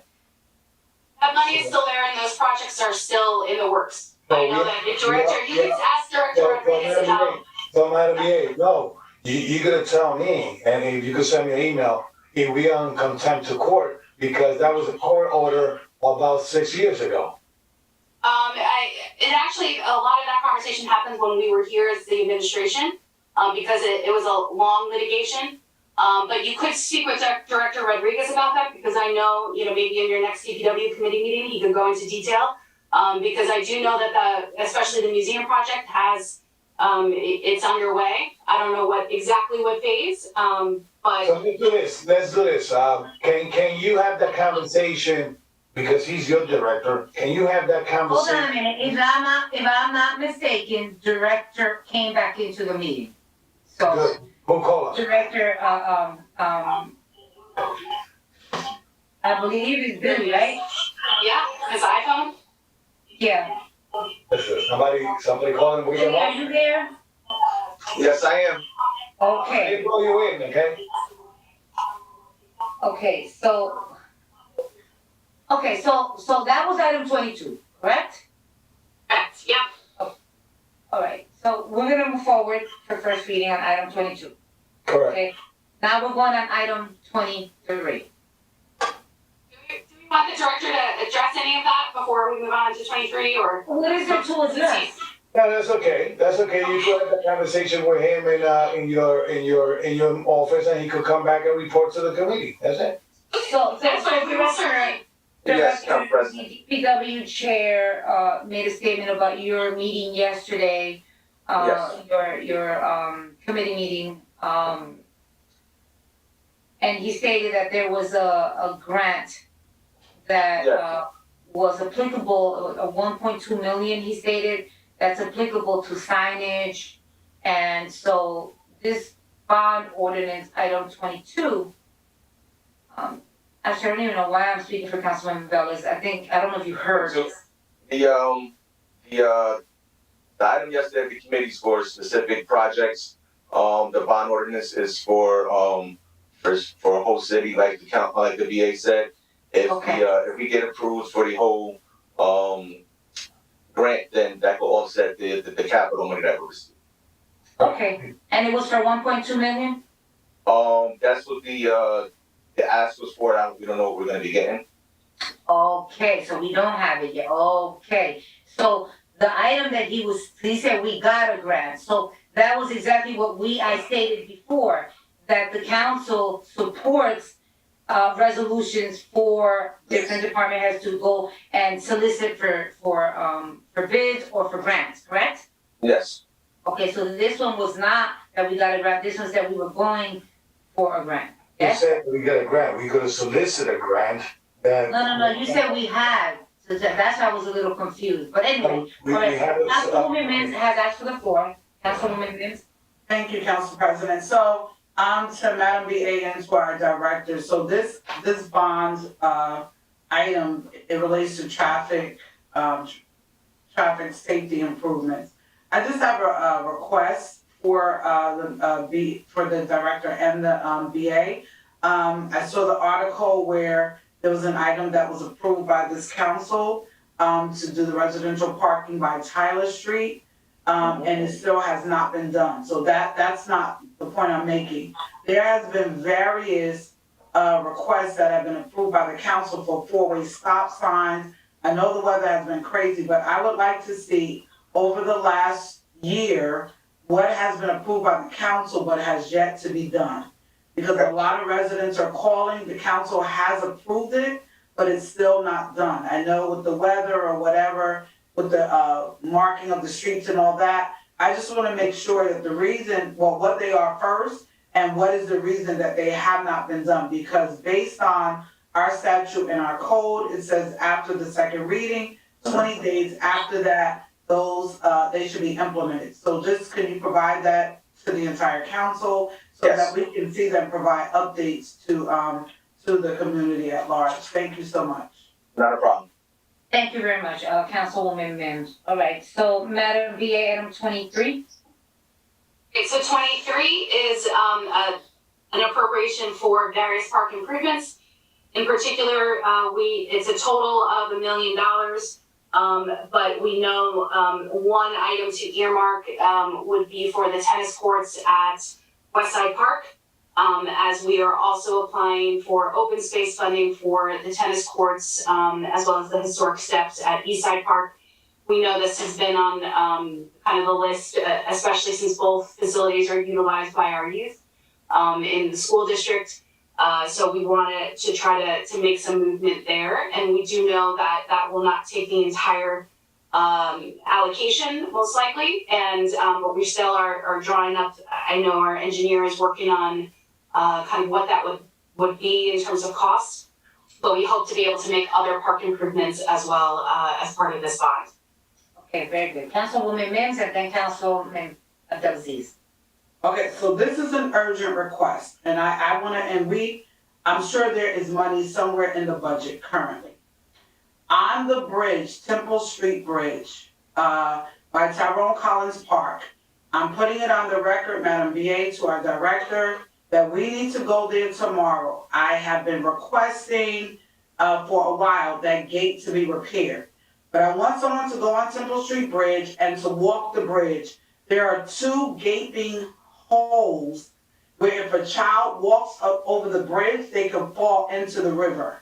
I've been placing it on record. We put a temporary apparatus there. It is wide open. I walked the bridge, and I have photos if you need them. I can send them tonight, but I'm asking tomorrow that someone goes over to Temple Street Bridge and gets out the vehicle and walks it and do something for immediate repair. There's a gaping hole when you first get to the bridge, and it's on the other side as well. If a child, an adult, or anyone is walking across the bridge, they're gonna fall in. I know Mama Bug has been requesting, I've been sending the emails, making the request for the gate, has not been done, but now there are gaping holes. So please, I'm begging someone to go before catastrophe happens, and no one will say that it was not reported. So tomorrow, can we get someone over there to take a look, do something, and then let's get that gate repaired once and for all. Thank you, Madam VA, and to our director.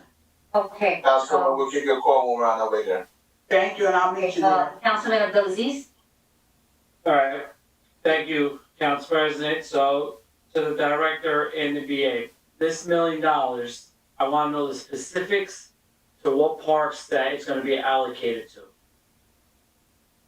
Councilman Abdelaziz, I can't give you those specifics right now. I know we've had the same conversation last year, because we're in the process of making the list, but sometimes, the council members come to us with requests, and, we want to have money here now, so that once those requests come forward, we'll be able to address them. I know we've also talked with the council, if you can just let me finish quickly, about the American Rescue Plan, how we are going to be working to use some of those funds for park improvements as well. Now, originally, we didn't have park improvements in the bond when we first started having these conversations as part of the budget hearing and when we met with department directors. But there was a real push, by some council members too, to really make sure we did have some park money in here. We do feel like this is a collaboration with the council. We don't, again, because this kind of came up most recently, we don't have a full $1 million detailed plan, but trust that there are, as Councilwoman Mims has talked about, improvements to Bear Track Park that, are still waiting.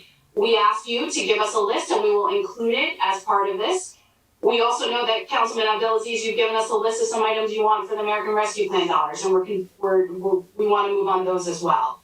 So we don't want to hold back on having an investment available to do some park support, and we know in particular the West Side Park has been a request. So, Madam VA, no, I've definitely put my request in, and I'm not going to be shy about saying that. I'm going to advocate for the parks that I requested. The difference is when it comes to bonding, you guys could change it. Once it's approved, you can utilize those dollars for anything you want the way it's written right now, right? You could take that money and put it towards the Great Falls. You could take that $1 million and put it wherever you want the way it's written right now. There is a significant investment in the ARP dollars for park improvements, so we should be very grateful, and maybe we should exhaust that. And I'm a big advocate for park improvements, as you've seen the last 3+ years. My question is this, Council President, without the specifics, I don't know if we're going to leverage every dollar possible. Now, and I say this, and this is probably a good time now, to make a request to the school district. As you know, my prior position in the city of Passaic, I worked with developing a park area that the city owned. But the school district invested $500,000 for those fields.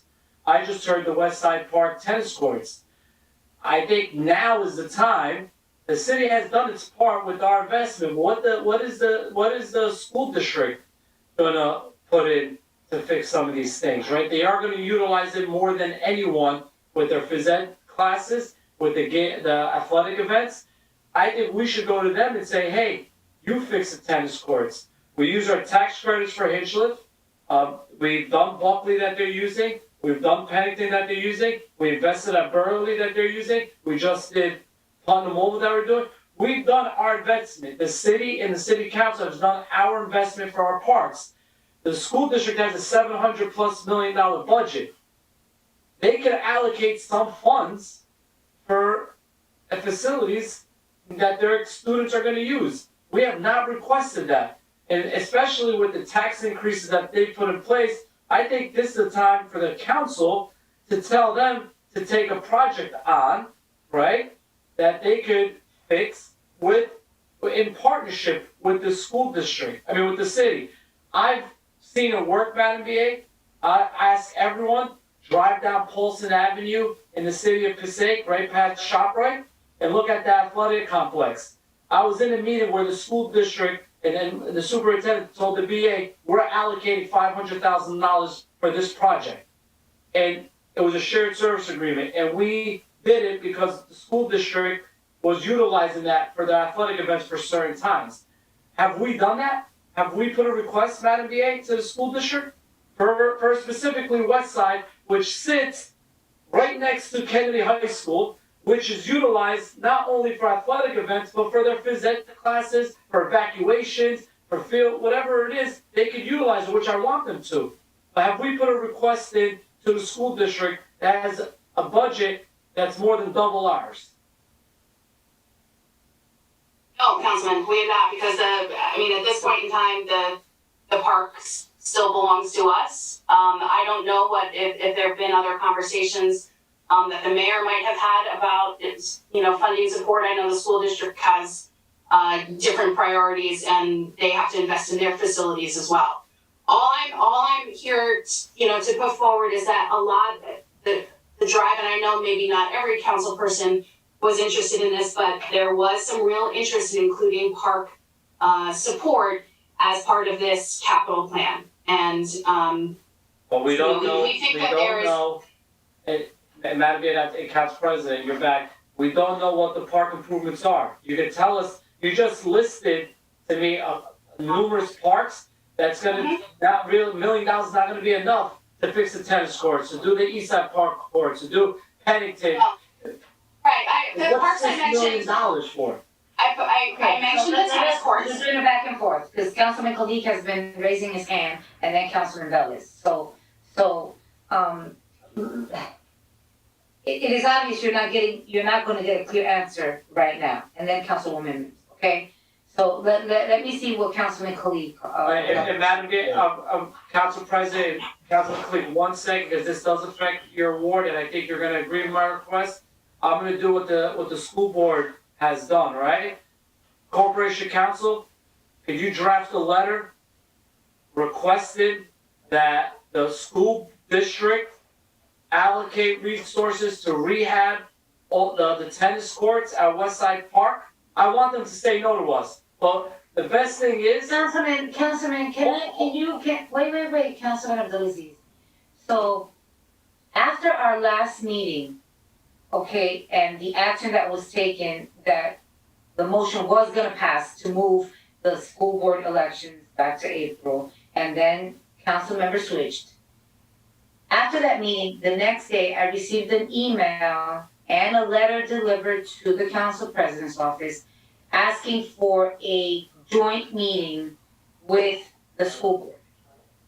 I turned around, sent an email back to the council, the council president, stating that no, we could not comply with February 1st because it was our workshop, okay? And that I would ask the council, and in that email, and also hand delivered, Every council member got it. The only person who responded back to me was Councilwoman Cotton.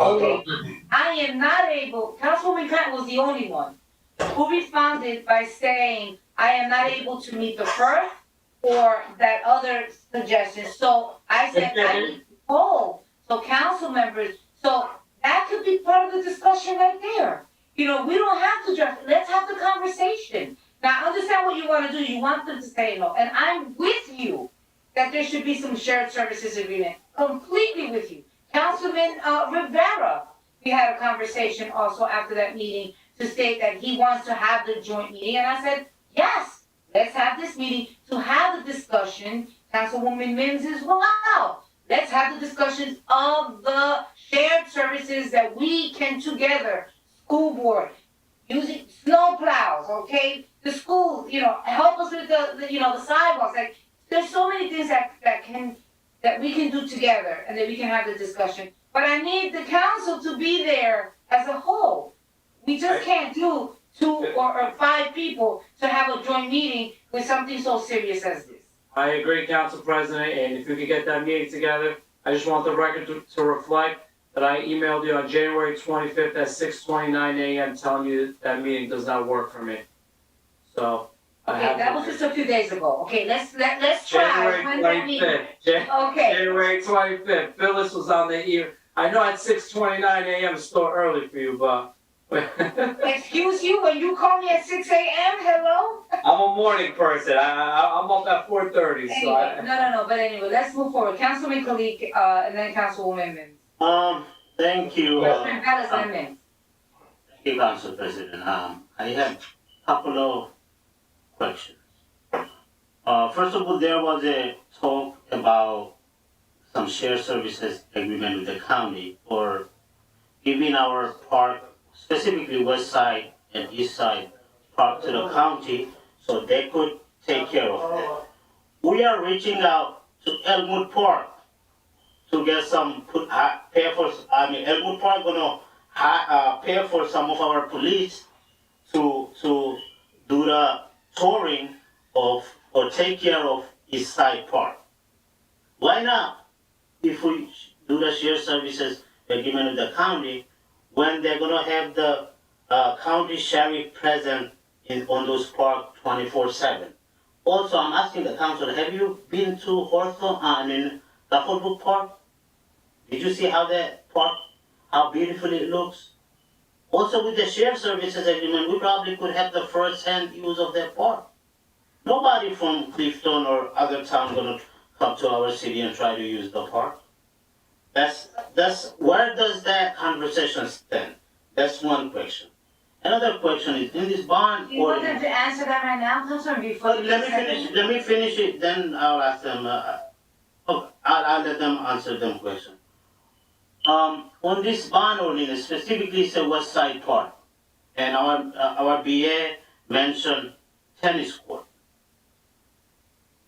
I have seen on some article a couple of years ago or so, Hawthorne, the open space money from the county to fix their tennis court.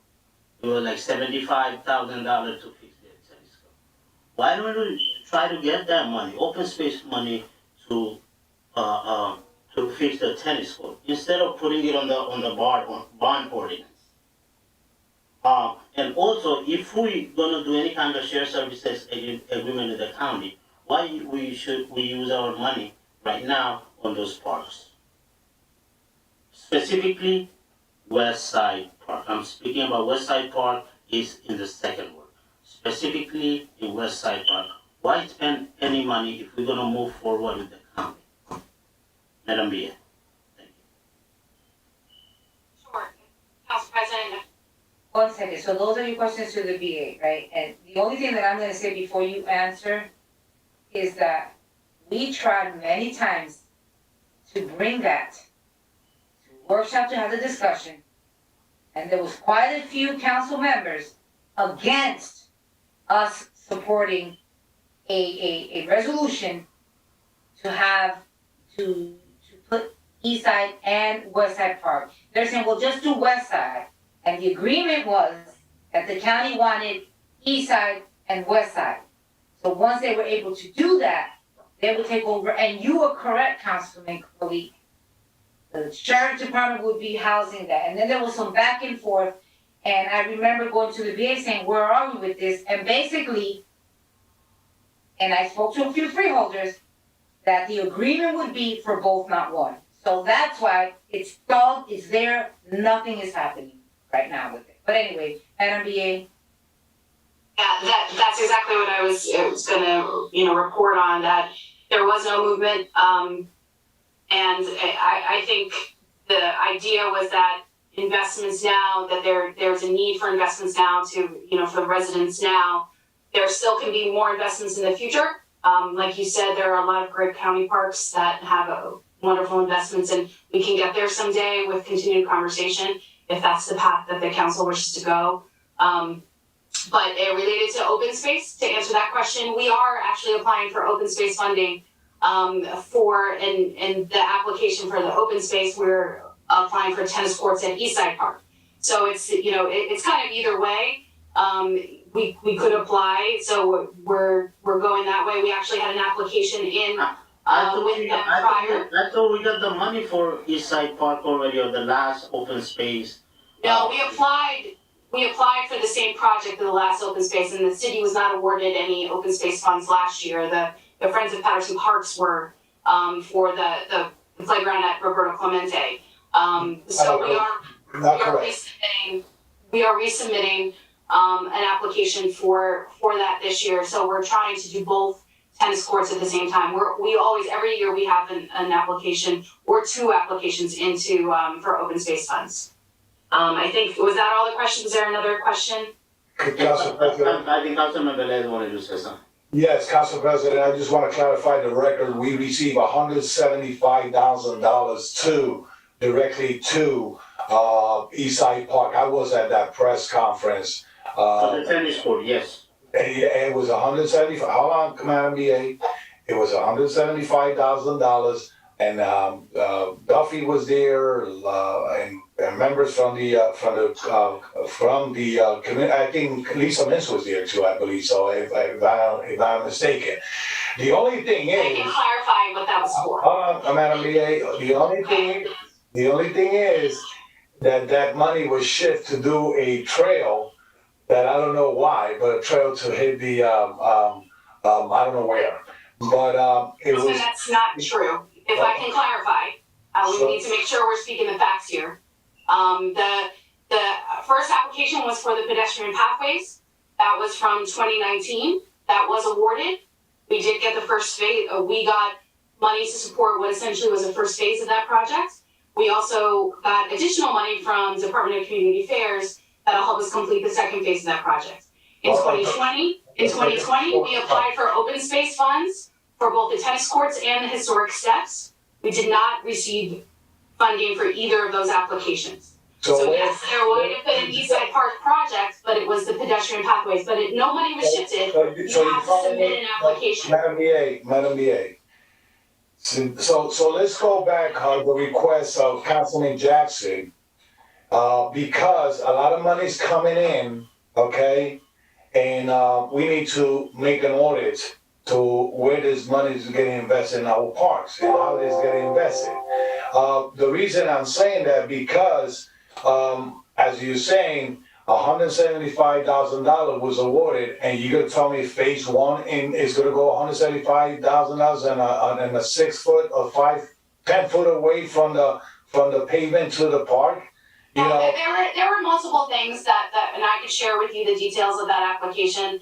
And it was overall is about closer to 400,000 for the full project scope, which was throughout the park. It wasn't just pedestrian pathways. It included it was really pedestrian safety improvements. So that included pathways. It included redoing of the kind of the traffic flow within the city. Let me give you an example, all right? And I'm gonna be an example. I follow when it comes up to park and and Roberto Clemente Park, I recall that you applied for open space money and they gave us $70,000 and we implemented the playground.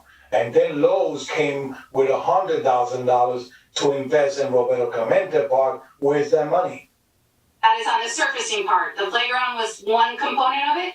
Friends of Patterson Parks also put money into that project because it would have been more than 75,000. And then the Lowe's grant money was for. Councilman, if you're asking me a question, I would appreciate it if you would let me finish No, and explain. Madam BA, hold on. Now I'm gonna use, Councilman Deck. No, but Councilman Velez, can I just, Councilman Velez, the same way when you ask, let her answer you. You're asking something, but then you're actually let her finish the statement. Okay, Then ask her. and then I'm gonna go after, she finished. Go ahead, Madam BA. Okay, so. Yeah, so the entire project was 3 different parts that funded that project. And so the original project was something that we just did the playground component, and that was for open space funding and Friends of Patterson Parks. And then when we were able to add the Lowe's grant money, we were able to put the surfacing down in that facility, which is quite expensive. But before that, it was just gonna be mulch. And so that was a lot of the money that was able to top up the rest of the project. Madam BA, the application was done by Friends of Patterson Parks through open space, and we got awarded $70,000. And the application was for more than that, But it was Councilman. awarded- So the we cost was awarded- more, we got awarded 70,000. Madam BA, please, it was awarded $70,000, and the mayor says we doing this playground on the Roberto Clemente Park. That will cover that. Now, $100,000 came as a donation or grant from Lowe's that's supposed to be used in that park. So you're gonna tell me that little space that was constructed in Roberto Clemente Park cost $170,000? Councilman, I can give you all the details. It was something that similar to what we shared the day that we cut the ribbon on the park, which you were there.